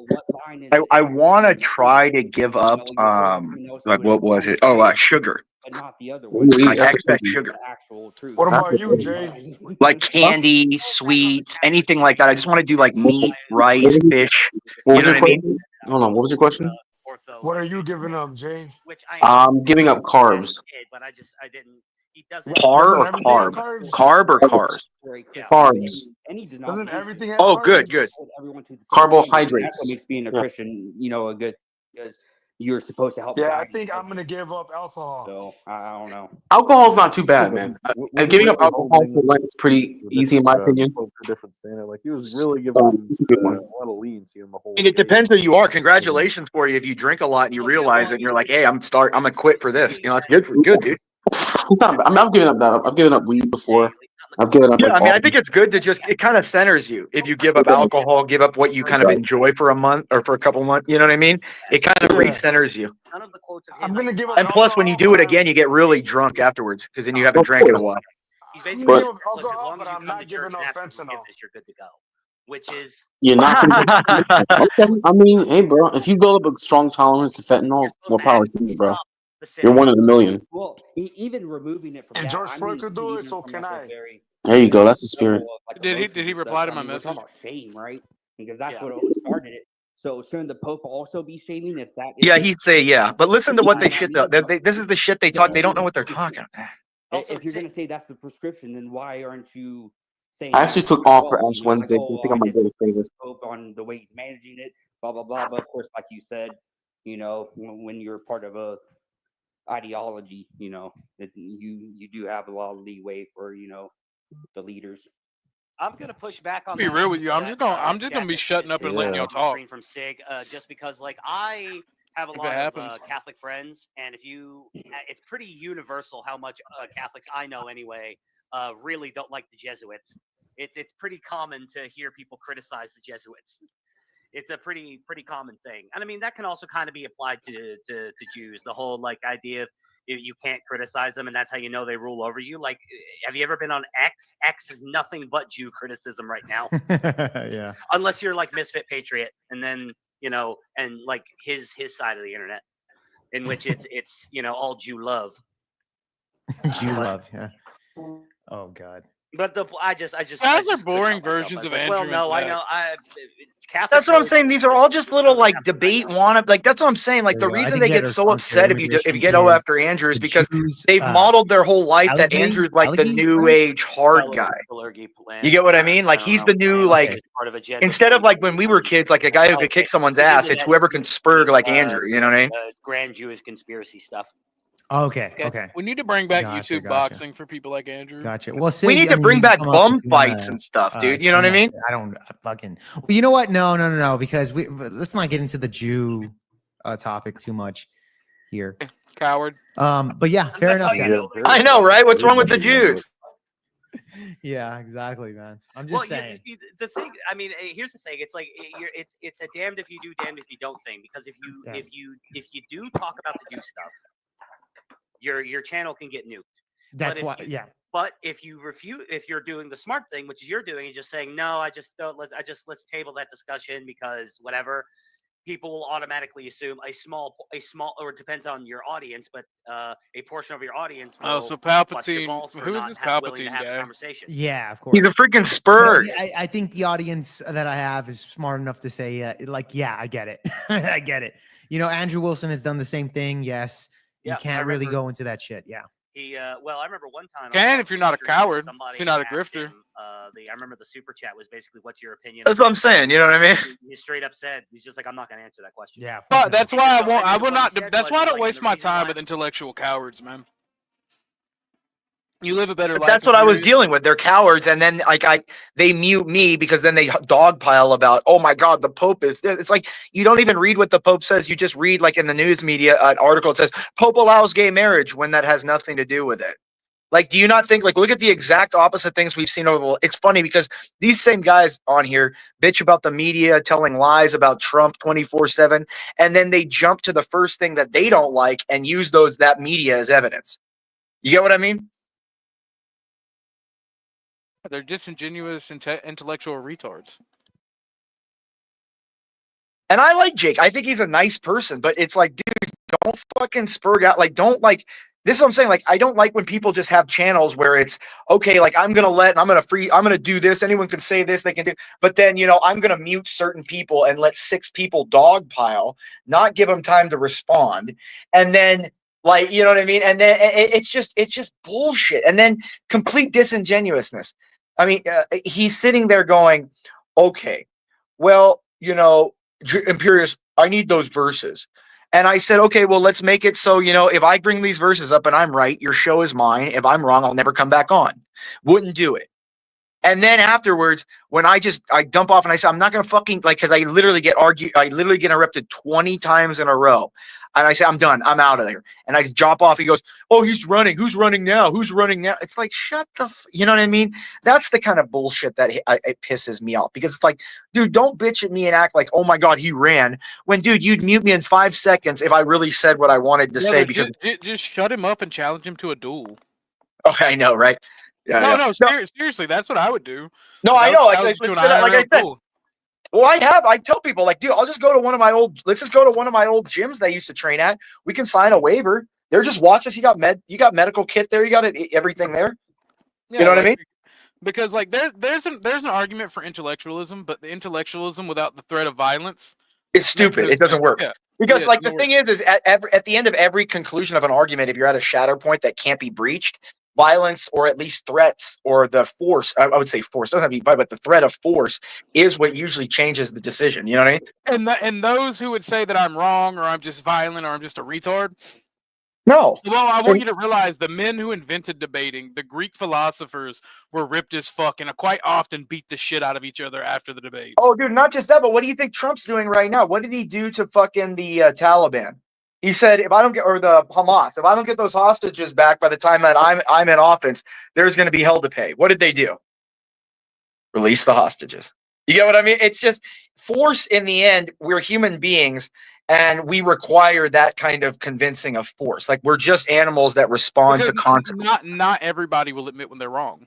Yeah, might makes right. Acid reflux. Yeah, a lot of, especially in geopolitics, that is literally the only philosophy in geopolitics that matters. Might makes right. In the end, that's all that matters in geopolitics. Like it may not in morality and stuff, no, but in geopolitics and with nations interacting and stuff, that is the reality of the world. You know what I mean? And it just I would is. argue even immorality. Tell people to stop being a pet. Tell people to stop being a Yeah, I mean, pedophile. if you have to, I mean, and that's no, what you shoot them. Well, and that's the thing with the, like, people talk about, oh, the Catholics, you killed all the natives. Well, you realize that most of the natives, when we landed, were running up to us saying, save us from these other natives who eat our babies alive and stuff. So yeah, I'm sorry we had to kill those other natives. You know what I mean? Yeah, it's funny because like everyone here, like they think the natives here in North America, when the Pilgrims landed, were like these nice, happy people. You get what I mean? It's like nobody was killing each other. Nobody was burning people alive. Human sacrifice. That's propaganda. Now you know that it was. You know that these native peoples in these lands, these different continents, were living the in rightful owners of the land. And then the white man showed up. The white devil showed up, and he started introducing guns and disease and death, and he destroyed the peace that the world once had. And the whites back then knew about biochemistry and bioterrorism before we even knew what cells were. You know what I mean? Those guys were real smart back in the day. Exactly. So this is why, listen, reparations need to be paid out by the various white institutions of the earth. Okay, and then true healing can begin. Yeah, true healing. Only when they always say the answer for past discrimination is present discrimination, right? There you go. See, now you get it. How much are the Hispanics paying and their descendants? We're being paid, sir. We're receiving payment. Oh, so the descendants of the people that actually did these horrible things, they're getting paid. Cool. Well, that's how the world works nowadays. It's a clown world we're in. You know what I mean? I mean, I wouldn't expect it to work any other way. That's the thing, dude. Land back. Yes, but I don't think reparations is actually ever going to happen in a realistic sense. I think you might see reparations paid out for like people who had family that suffered, kind of like the Tulsa city riots. They might get paid out. Maybe the people, if there are any survivors from Rosewood, that situation, they might get paid out. But as far as like any mass payment, I don't know. I don't think it's ever going to happen. And not But to the government didn't own slaves, dude. It was like private. It was companies that individuals. owned slaves. Yeah, it was individuals. Individuals. The I government understand, didn't own slaves. but the argument that's always made is that the government made the promise for repayment of slavery. But how are you going to Fuck tell? that. How are you going to tell Mexican people or Native American or people now from Africa, from South America that came here 200 years after that they're taxed all? That's literally a breaking then of the takings clause because they didn't do anything. Yeah, You're even the Polacks and mix. Yeah, well, that's the thing. My family didn't come here till like the 1890s, way after slavery. You know what I mean? Exactly. So Makes no sense. Yeah, so how are you? And not just that, but then most families now that own slaves aren't even around anymore. You know what I mean? Like families die out. Institutions can only be paid by non-government organizations. Restitutions can only be paid by non-government organizations and individuals who partook in doing a crime or wronging the party. JP Morgan, I heard, owned slaves, but they should pay them out of anything, not the government.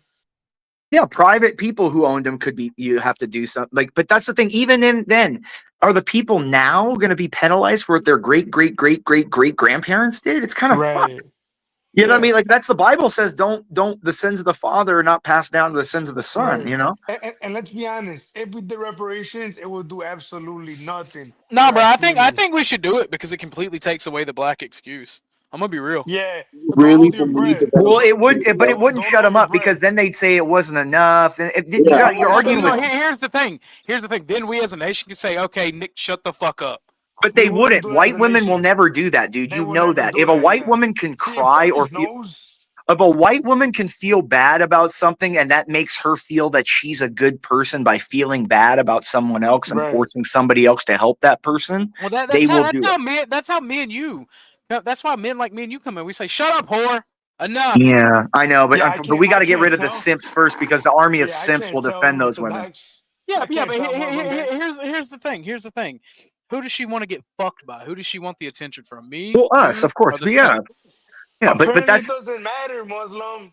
Apparently, it Hmm? doesn't matter because the liberals are dominating. Not right now, but well, generally they speaking, they're dominate because. But if you dominating. notice, what's been coming out, they only dominated because the U.S. government has been literally giving them billions and billions. Like That's true. this USAID. liberal bullshit for the last 20 years, I'd say, is inorganic.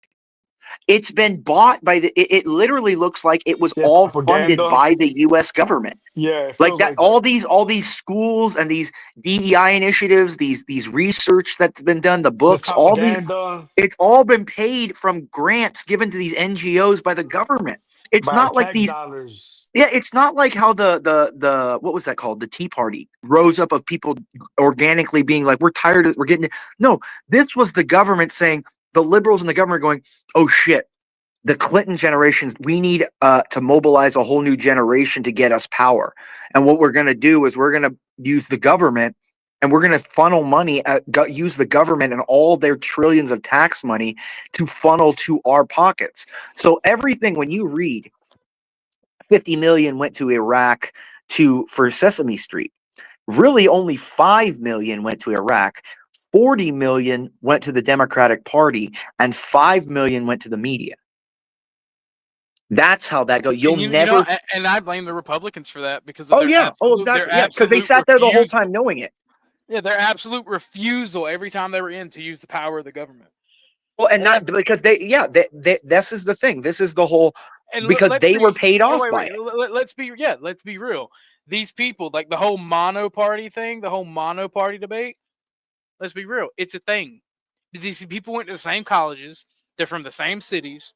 You really think they don't have the same neoliberal views? Really? Yeah, but that's what I'm saying. Like they all went to the same places. They did the same thing. You know what I mean? Like they don't.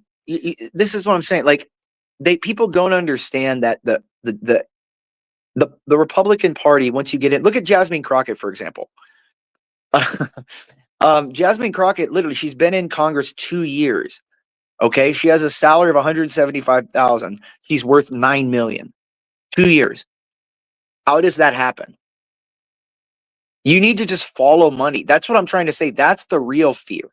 That if Doge follows all the money back, that all this money went to these NGOs that were controlled by Democratic politics. It's literally a government funding one party to become a communist state. Look at Pelosi, for example. Yeah. Well, where do you think how do you think all these Democratic people always outspend every Democrat always outspends every Republican? How does it? Do you think there's really that many more people funding? Because Trump gets record numbers of donations, as in a number of donations. Like he gets just as many, almost as many. So where's the money? It's literally coming from the federal government. The federal government was an arm of the Democratic Party. Yeah, because and here's the thing. It's not because the government is uneven or the government is any corrupt other than any other politician. No, it's Republicans refuse to use the tool. Use power. Yeah, they refuse to use the power that the mandate that was given them time and time again. We want to be. Let's just sit here and enjoy it and just not. And, and my point is that was manufactured. That was absolutely manufactured. Yeah, artificial resistance. Like they're a bot resistance. They're not really there to resist the Democrats. They're there to give artificial choice to the people in the country that they have a choice in voting. Yeah. That's why they tried to shut Trump out so hard. That's why he was seen as a threat. Because he can't be bought out by them. At the same time, he is he wants to just get them. You know what I mean? Like he wants to break up their big party. That's what it is. He wants to break up the big money laundering party. Like that's why they're so freaked about all these NGOs and these grants, because the grants are given to these NGOs who give them to other NGOs that are allowed to donate to politics. So like the government, like the USAID will give to a government or to give to an NGO that helps with resettlement of immigrants, right? But that NGO will only take 10% of the grant and use it on the immigrant stuff, and then give the rest of it to another NGO that will then donate that to a super PAC for a politician. That's what happened. Exactly, and it's garbage as shit for people to pretend like anything else. George how- Carlin said it. It's one big club, and you're And not you in ain't it. He was a the liberal game isn't guy in a too lot of loud, is things. it, for you? The game isn't too loud for y'all, is it? No, I don't hear nothing. You're good. Okay, good. No, dude, like I'm telling you, man, like Carlin, he was a liberal on some things, but he was a conservative on some things too.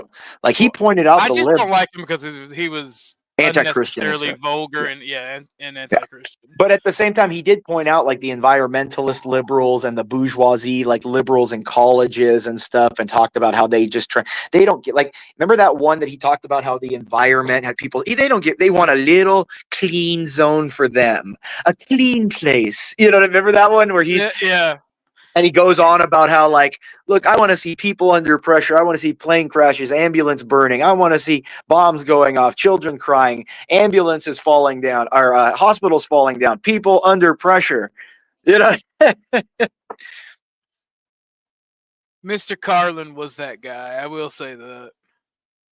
Even if you didn't agree with him, I loved him because he had the balls to just say whatever. Just say what needed to be said. Yeah, and even if you didn't agree with him on everything, you could just say, like, you could agree with he had the balls to say it and you respected him and he was funny, you know? Yeah. Unironically, yeah.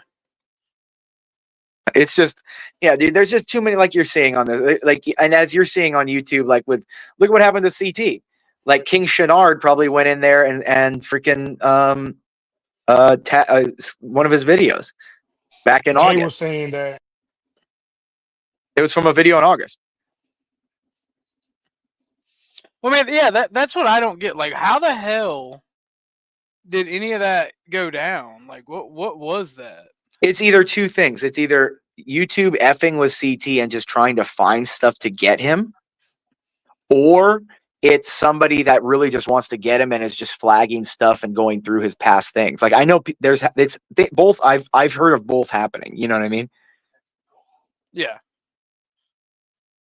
Well, I mean, that's the thing. Like, I don't understand why he's getting shit with all of a sudden now. Like, I don't understand. Well, I think he's riling up. Like I said, the FBAs are all riled. The Gematrians are all riled up. You know what I mean? Because I think they blame him for setting Zach up on the tomato, but they don't get. I think Zach won the debate. Like, in my opinion, because he got what he wanted. Andrew's just a piece of shit, though, bro. But that's what I'm saying. Like, he's dog, but he's not. But the thing, why he's a piece of shit is because he acts like he's not really. Well, he's not really mean like he is there. Like, if you and me, like, we get mean with people because we genuinely like conflict and like interaction like that. He just acts mean as like a cosplaying. He does it, and then he acts like, oh, in the background, oh no, I'm not really. You know, I'm just doing this for $175,000 house and stuff, man. I'm just an entertainer. Yeah. That's why he's a bitch. Like a coward. That's what I'm saying. That's why he's a bitch. CT is how CT is. Like, CT does, like, all he says is, what? I'm just here. I'm an ape on a rock. I just like to hear people say whatever kind of shit. We have everyone on here. I'm just here listening. And that's honest. He's just there to make his money, sit there, listen, and have a few laughs. And that's fair, bro. That's fair. No, that's honest, because he's not grifting. I mean, he's grifting, but it's a grift that we know about and we acknowledge and willingly go into because it advantages us too. I like the grift because it gives me some laughs. Yeah, it's fair and funny, and it's hilarious. But that's what I mean, where I you know, all these other channels, they take themselves all seriously, and then, like, they do the whole Andrew thing. Like, this is his MO. He asks a question that you're going to have to answer a little bit, like, is going to need foundation to answer. You start to answer, quarter way through, he cuts you off and then he over yells you. That's what all of that group does. And the problem is when I do that, or when I respond, I'm too mean. I say things that are too uncalled for. You get what I'm saying? And that's what's like, don't, you know what I mean? Like, then it's the same thing of why I side with Israel, not because I agree with, like, the Jew or whatever, but because genuinely the Muslims started shit, and now they're screaming that the response is too much. You don't start shit and then go, okay, that's enough, teacher. Stop him from coming back at me now. Like I did shit to him, but now, oh my God, that's too much. I can't deal with the consequences of starting the shit. It's literally, it's internalized. It's international white womaning. It literally is. And that's right. It's white women that go up to men's faces, want to fight them, and then when a guy gets in their face, oh my God, help me! Oh my God, help me! He's gonna kill me! Oh my God! You know what I mean? Like it's the same damn thing, dude. It's honestly tragic as shit. And It's like, dude, it's like I could give a shit what anyone says to me on here. Like, no one's gonna hurt my feelings. What pisses me off is that when you're disingenuous and and then where you're wasting my time. Like, don't start shit and be like, oh my God, like, ask me these questions and want the answer, and then halfway through cut me off or give me some bullshit. You know what I mean? And then I have to go on 6 different tangents because then there's 6 other lemmings that jump in with tangential bullshit. You know what I mean? Like it's just nonsense. It's just nonsense. I don't know, but I don't know, dude. It's just, like this whole debate sphere thing. You understand that, like the way I see it, I think it's on its dying leg, dude. What do you think? I think so too. I think that we're gonna see a return of the not debate bros, but a return to fucking blood sport. Yeah, I think so too. I think people, I think it's going to be like Bloodsport. Exactly. Like it's no longer going to be like this half-ass thing where people go on, okay, debate, but no one's really debating. It's all subliminal, like name calling and innuendos and, you know what I mean, conjecture and stuff like that. You know what I mean? Everyone's on there to talk shit to one another. But then it's like, oh no, but we're in a debate. We're going to be perfect. It's like, F that. Just go all the way, dude. Just like rail at each other, you know? Yeah. Hey, Jay Rillo, are you there? Jay Rillo? I never left. I just I'm in the middle of Hey, playing Space Marine, so I didn't want to be too loud. check the bag for me. Look what I The bag chat? posted. Yeah, I got you. and take a look. Give me a second. Come on, fucker. And that's the thing. I agree more. I would love to have more discussions, but the problem is that any discussion. The problem is like in the end, the internet is very few panels of just people like we can just sit here and chat like this. It's mostly full of like people who don't talk to anybody in their life, so they get a chance to talk, and it just all comes out. And it's like I don't necessarily feel like hate them for it because I would, I guess you would too if you had no one to talk to and shit, but. It's just like, dude, like sometimes they just ramble about nonsense, dude. Like, look at Lindsay on Flo's chat sometimes, dude. Like, Ortho, you've heard Lindsay on Flo's thing, right? Where she'll just have this long ramble about stuff, and she's not an idiot, but she just brings up nonsense, dude. No, I've never actually. Oh, you've never heard Lindsay? Okay. Oh my God. I don't pay attention to women. I'm gonna be honest. That might sound. Well, I don't either. But it's mostly like when their voices and their ramblings are like nails on a chalkboard to me. It's hard to ignore. You know what I mean? It's just like, you know. And it's not all of them. I think I have some of my friends and exes that are cool and you can talk. But in general, the ones on the internet, dude, it's the same thing with most of the guys on the internet here. It's a lot of like. People that don't have shit to do or people that never had like any experiences when they were young trying to make up a lot of it now. You know what I mean? Yeah. You got a lot of people who treat the internet like therapy and it shows. Yeah. By the way, Wicked, I saw that shit, bro. That's what you were talking about the other day. I was telling you about that yesterday. Yeah, you were about the cartels using drone warfare now. Shit's legit. Oh yeah, dude. they're Dude. Oh dude, shit. Hold dude. on. We'll look at this. Yeah, look at this shit. I was reading about this the other day too, dude.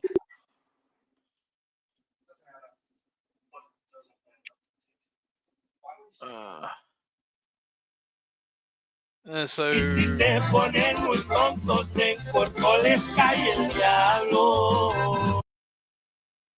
just cut that off right there. Yeah, you don't want to get risk of copyright. Yeah. Man, bro, the warfare is going to be terrifying in the next 20 to 30 years. Dude, it's going to be where you're going to have to mechanize it with robots because it's going to be just too inefficient to have people out there. It's not going to be worth, you know what I mean? Like it just won't. It's going to be all like you're going to start seeing more and more like like land-based drones that can move, like those dog ones. Have you seen those that have like a flamethrower or a gun on it and stuff like that, and all kinds of, because it's just going to be inefficient to have human beings down there. They're going to get killed too quick with this kind of stuff. I mean, you're seeing it in Ukraine right now, dude. Like, it's just, it's like You're the way gonna see you're gonna see infantry. yeah, man mechanizations where they have to wear like armor plate, like special armor that can withstand like drone bombings and not small. even that. You're gonna see exoskeletons, because exoskeletons are not like power armor from Fallout. No, it's like these things that strap onto you, like these That pull help you things move, that to help you move yeah. shit and everything. Yeah. Well, and you run and jump like 10. You can jump like 10 feet high and shit with them. Yeah. So what you're gonna see is this stuff exists, and you're gonna see technology come out to counter drones in mass. It's gonna be industrialized trench warfare until we start innovating technologies again.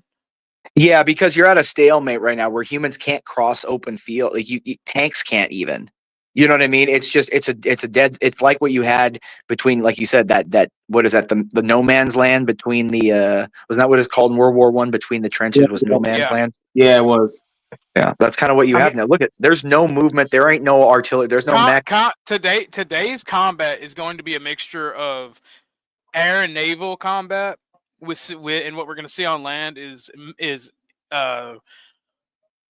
industrialized and technological trench warfare with intense urban combat. I mean, look at this video, guys. Look at the intelligence they're gaining, right? Say they see men, they're like hanging out, standing guard, whatever they're doing, and like, what do you do? What do you do? What do you do if you're the men that are driving down in a pickup? You know. Now, mind you, these are all criminals. I understand that, but I think it's just interesting that they're engaging. Well, that's the in thing. Like, and so is so the cartel is looking for other cartels that they're fighting on their area. That's what I'm assuming this is, right? Yeah. Yeah. And, So the ones that are operating this drone are like the ones that are trying to take over. They're fighting from the cartel. Make no mistake. Anybody who is worth their salt in doing research in the cartel, Mexico and most of Central America is basically a narco state. Oh yeah. It's all and who funds that narco state? Who allows it? The CIA. Well, the CIA not even that. If the CIA, if the cartels become a thorn in our side, and they show that they have this capacity, you'll see China and Iran start to fund them and give them weapon sales. Yeah. Well, but the thing is I'm not really concerned about them as a threat to us, because those drones those ones that they're flying right now, we have drones that literally fly like at Mach 2 and swing and eat these in the air. They literally open up, eat them, and then download the information and track it. And like, they could locate the people doing it. They got their signal. They can download everything that was like, it's like what the Jews did to find all the Hamas guys with the pagers and shit. Like, they eat that. They have drones. Like, we've had this for a long time, but in a bigger thing too, for satellites, we have this thing called like the X-34 satellite eater, that it literally flies in space at low Earth orbit for like up to 8 months without being powered or anything. And it goes out of the orbit and goes to a target satellite, opens up and puts the satellite in it and deconstructs the satellite while it's in there, and downloads all the information and sends it back, and gets all their mainframe access to all their databases, can hack into their everything. So we're on I'm not concerned about the threat of the cartels. I get more pissed off that it's more of an insult that there can be a militarized group at the United States border, and we allow that. Like, I don't see Canadian militarization at their border with drones flying or people with guns all over there. We're the big boys. How dare you put anything even near my house that could be perceived as something? Well, I do have to ask you, Jeffrey Epstein. He has a question for your statement about. Is that Lindy Lou he's talking about? I have no idea. I'm assuming he's probably talking about Lindy Lou from CT show. Lindy he's crazy sometimes, man. She's an old woman. What you expect? She's an old woman who has stated on crazy white woman. Yeah, I mean, she's based on some things. Like, she's got some good points on some things, but she's still got that pathological altruism. You know what I mean? Well, she made it a statement and a point to say she likes them young fellas. So I mean, imperious. She might want That's you. scary, dude. I look like why is it always the old ladies that like me? Moxie wants me, freaking, you know what I mean? Like all of them. All these 150-year-old Cat wants me. Like all these 100-year-old women, these They want 200-year-old that. They women. want that young blood. Well, I mean, Cat wants my blood as a vampire to stay alive, probably. I mean, she eats, she wants the Isn't young that people. all? Isn't that all women though? At the end Yeah, of the no, day? but have you seen Cat? I mean, no, she's cool, but she does look like a little vampire or something, dude. Like she does, dude. I don't know. There's something with it. I feel like poor Steve is like, who was that character in Dracula that ate the bugs and stuff? Renfield? Was it Renfield that ate all the bugs and was like the slave of Dracula? That's like poor Steve, her husband. Whenever if you ever see her show, dude, it's funny. Renfield. I thought his name was something else. I thought it was Renfield, maybe the Czech, but I'm pretty sure it was Renfield. Was like the attorney or guy that he kind of lured and then started eating bugs and was like his eyes during the daytime and stuff. I think it was Renfield. Renfield. Oh shit! God damn it! Yeah, it was Renfield. I think I just seen that movie. He was too scared to kill people, right? So he would eat Well, in the bugs. book, no. In the book, he's brutal, dude. No, in the actual book, he's brutal. He kills all kinds of people. He's a real good servant. You know what I mean? They twist on it. Oh, really? Yeah, in the modern movie, they make him like an action hero where he fights against Dracula and all that kind of shit. But in the movie, he's or in the book, I think he's, if I remember, it's been a while since I've read the Bram Stoker's one, but he's like a pretty loyal servant, dude, the whole time.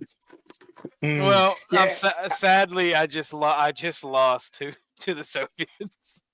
Yeah, I feel like Man. reading books is for pussies, you know?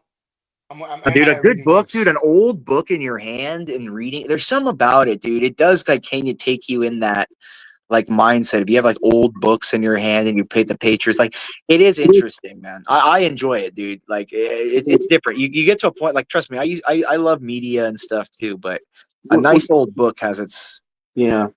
But wait, can I get your point though, man? Reading books does to give off like virgin energy. You know what I'm saying? Especially if you're not scamming or tracking. Ironically, though, if you're sitting out somewhere and you're like reading a book, girls walk up to you, they like you more. That's the thing. The ironic part is women love men who read because women read. Even if it's stupid magazines they buy at the grocery stores, women sit at home and they read a lot. They read little romance fantasies. They read books. They read little short stories. And the thing is, women like, and they read longer novels and academic things too, and it interests them. But in general, men don't really sit down like that anymore. They work toward their hands. So a man who has that whole reading thing is a Renaissance man kind of thing, like an intellectual. Yeah. Hey, Jay. One time I had a book I was reading a book at work, right? And I kid you not, a bunch of guys were coming up to me confused. You would think they never seen a book before. God damn, bro. This is at your job? Yeah. Were you like on the job or you were just at the job? No, I was at work. I was like waiting to clock in, you know, and everybody was coming in to start working, and I was reading a book, and some of my my closest buddies were like looking at me like I had a third eye. Yeah, hey guys, I gotta hop off real quick. I gotta eat a little bit, but I'll try to hop on if you're back, if you're still on, buddy. All right, I got you. All right, guys. See ya. Hey, before you go, Imperious. Goddamn. All right, go ahead. Bro, I'm over here emptying the clip. Pause. Emptying the clip. Yeah, man. These motherfuckers are hard to kill. Because I'm fighting Chaos Marines right now. I needed that. Nah, but I was gonna say though, man, I watched this one TikTok clip and I know that women what they really want, they don't want a 9-to-5 dude, they want a scammer or a dealer. So if you're trying to get, the bitches, that's the route you gotta go. Yeah, girls seem to be drawn to degenerates, you know. You gotta be a scammer or a dealer. That's the only way to do it.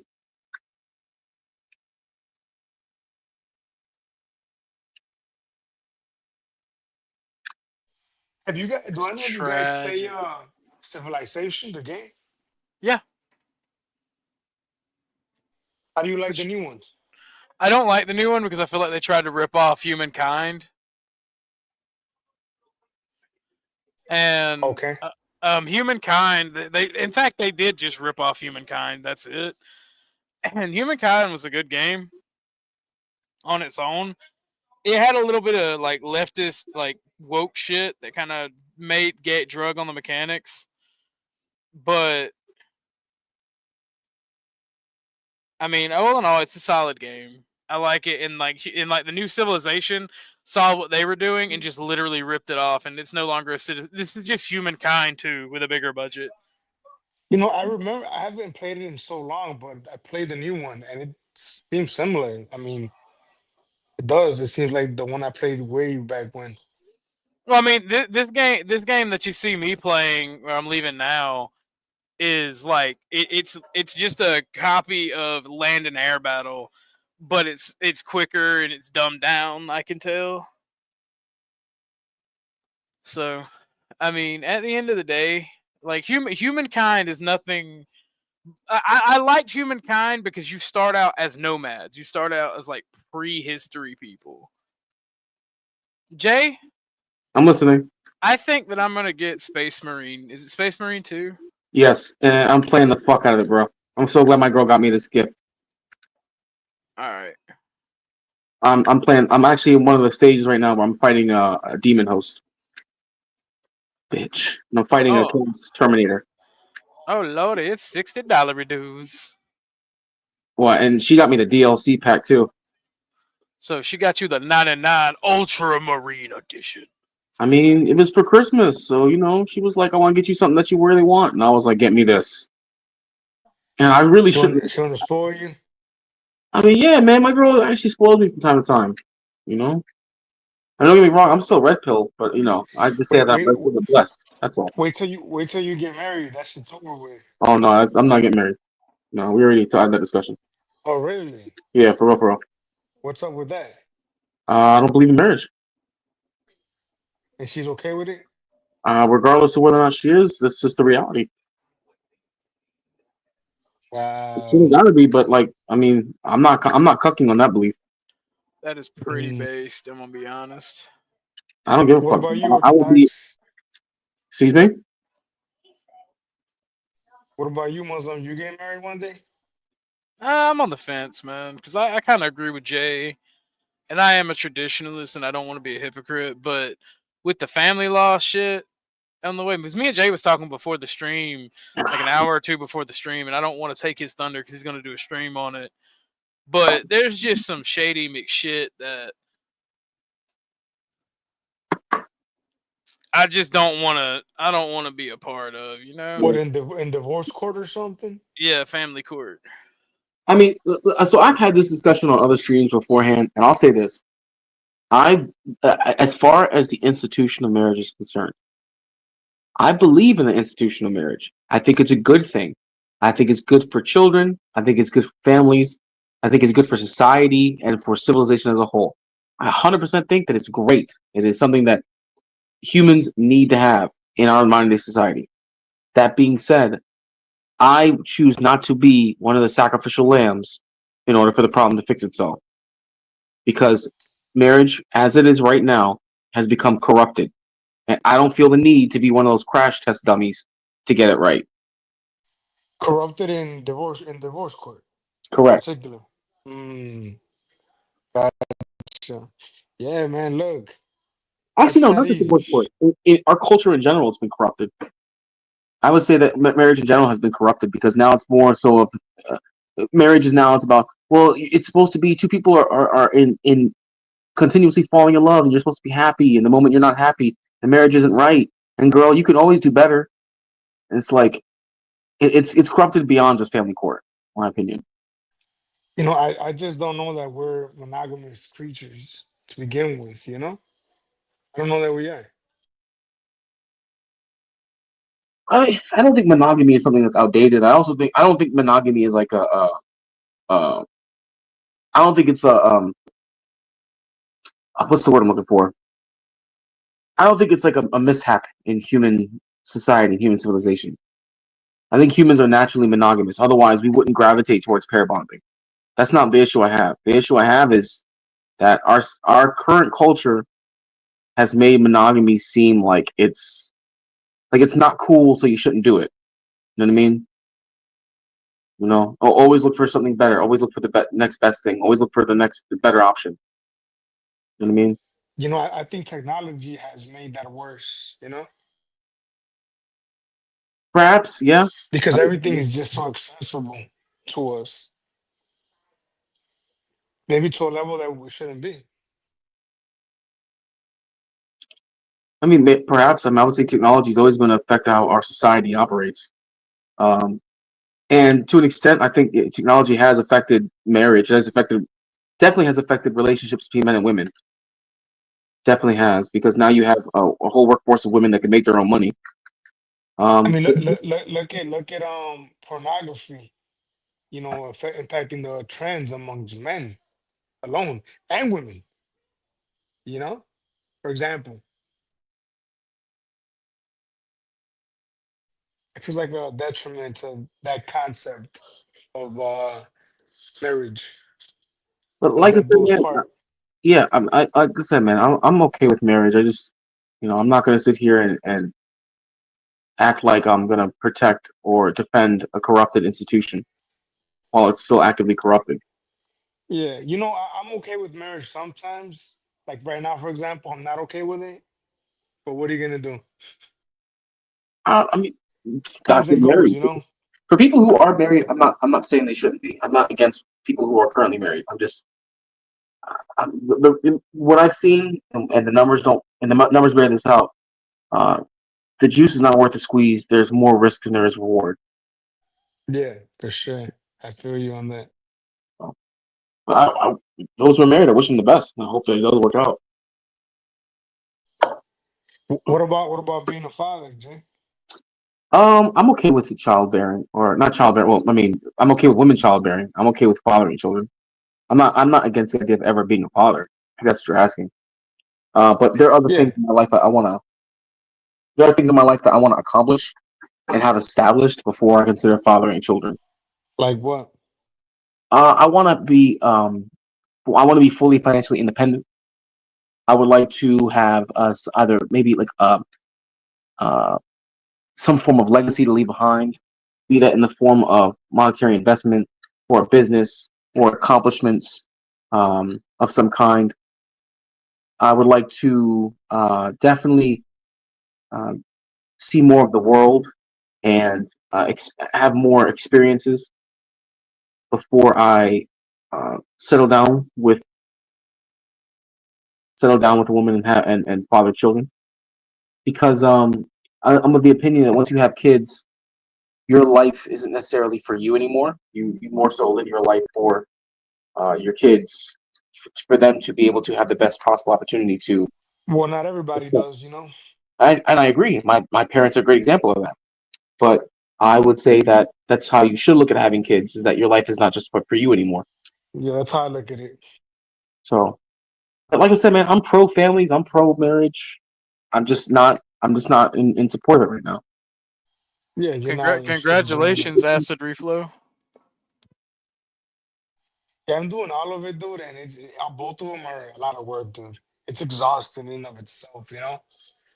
Just raising boys. My kids are little right now, and it's a lot of work right now. I can only imagine as they get older, it just never ends, you know. But it's worth it, I guess. Yeah, man. I mean, if you feel that marriage, well, are you seeing what, having children? You mean, or marriage? Well, both are a lot of work. I can see that. But look, as long as I get to decompress, you know, work out and shoot my guns, I guess I'll just, you know, take refuge in that. Yeah, I mean that is a fair statement. So I guess next stream, Jay, me and you can play 40K or I mean, Helldivers. is it Helldivers or 40K? I don't have Helldivers. I got both. I just got both of them. I hit up a friend. I got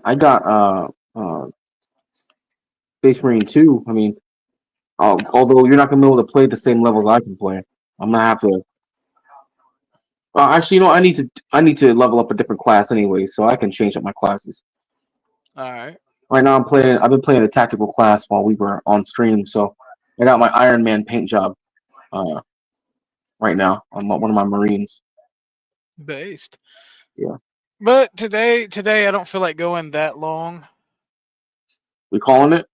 I might be calling it. I don't know. I mean, you're almost you got 10 minutes before you hit the 3 hour mark. Yeah.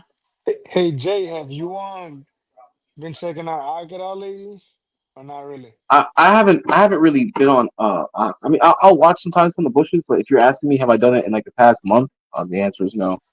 Yeah. I haven't. Well, no worries, Jay. Because let me tell you something. If you were to watch tonight, it'd be like you never left. Pick up right where you left off. Oh, that's cold shit, bro. How often does he cover Philly? Um, he does often. Philly is one that the crime just jumps out at you. You know. I know. Well, I mean, I know. Trust me, but I don't know like if he covers any like particularly egregious cases in Philly. Yeah, I mean, yeah, I would say so. Memphis, New Orleans, the usual. You know, DC, of course, Chicago. No, but I was just wondering. I was curious if you've been watching it. But again, you could not have watched for a year, right? And I promise you, if you watch again, it'll be like you never, because it's the same shit, really, bro. You Hey, know? what is I don't know if I ever asked you this question. What's your final solution to this question is? So, like, what is the solution? Yeah. What is the solution to fixing Yeah, this particular issue? that well, that's simple. You know, on Ike's channel, we've talked about that at length, right? And I'm of the idea that there is no solution, none. Um, in today's with today's culture, none. There's nothing we could do about it because we don't have it. We don't have the moral will to do what we need to do, right? But say we did. Say we found society found in them um the political will. I think simply like the most like humane thing we could do is incarcerate the people that need to be incarcerated, and then do our best um re-educate their children, you know, because those children will still love those men, right? They're men that are in prison. Those boys love those men. That's their fathers. You know, even if their fathers ain't shit. Um, but we would need to instill in those children a new culture that does not embrace the violence, right? However, that's a challenge because Ike has convinced me that DNA plays a role in our behavior. It seems to be the case, you know? Bro, I get And that. I know the DNA argument is crude. I know it's hard a hard pill to swallow. But so what do you think the solution is? I mean, I've told you my solution, bro. I think that I called it something different, but you called it the enclave, and I'm okay with there being an enclave. Honestly, Like a gulag? not like a gulag. No, no, not like a gulag. Because I mean, I don't believe that everybody should be under the same conditions. So I kind of look at it more like you ever watch Attack on Titan? It's not love. Okay, so that's a no. All right. Muslim, you've watched Attack on Titan, right? No, but I'm familiar. Are you familiar with how the city is structured? Yeah. Okay, so think of think of a city that's structured in layers. Like it's a circular city with very high walls, and it has 3 levels. Okay, you have the innermost circle, the mid circle, and then the outermost circle. Okay, so let's say like on the outermost circle, which is the biggest one, to be the biggest part of the city. That's where you'd have all the people who, they're well-to-do, they make good money, they work, they don't have a record, they've been vetted for having either a middling to higher IQ, and they have Yeah. good character, good morals. They're people that you would be able to have in society without really much of an issue with being out of it. Yeah. Hey, can I stop you there real quick, Jay? Do you Go ahead, mind? go ahead. Can I respond? So my problem with what you're saying, right, is that's never gonna happen, right? And we've talked about that on act, right? As far as people coming up with scenarios that are just not gonna happen. You might as well say there's no solution, right? Because if I could do like this like ideal scenario, I guess I would say, have you ever seen I seen a video recently, Jay, of a grinder that grinds engines. You know, like an engine block of a car? Yeah. They drop it into it and it crushed it. If my solution would be throw them in there and then be done with it, you know? Oh But wow. it's not gonna happen. But it's not gonna happen, right? Is it fair to say we're not gonna do that? I think so. You said throw them into a grinder. Yeah, you know, like you ever seen that video of like an engine block and it completely crushed this engine block, right? It was destroyed. I think if there's a person that, for example, grapes somebody, right? Just throw them in there. Let's be done with it. Who are we kidding, right? Someone that's like molesting children, right? Um, someone that's like shooting people down.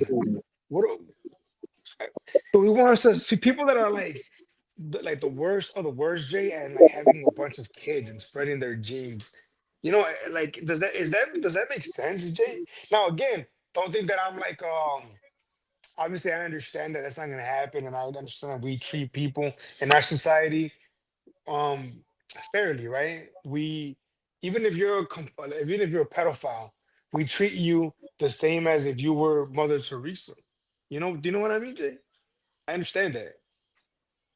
Did I make any sense, Jay? Not really. Well, I get what you're saying, dude. I get what you're saying. I think being thrown in a grinder is a shitty fucking way to go.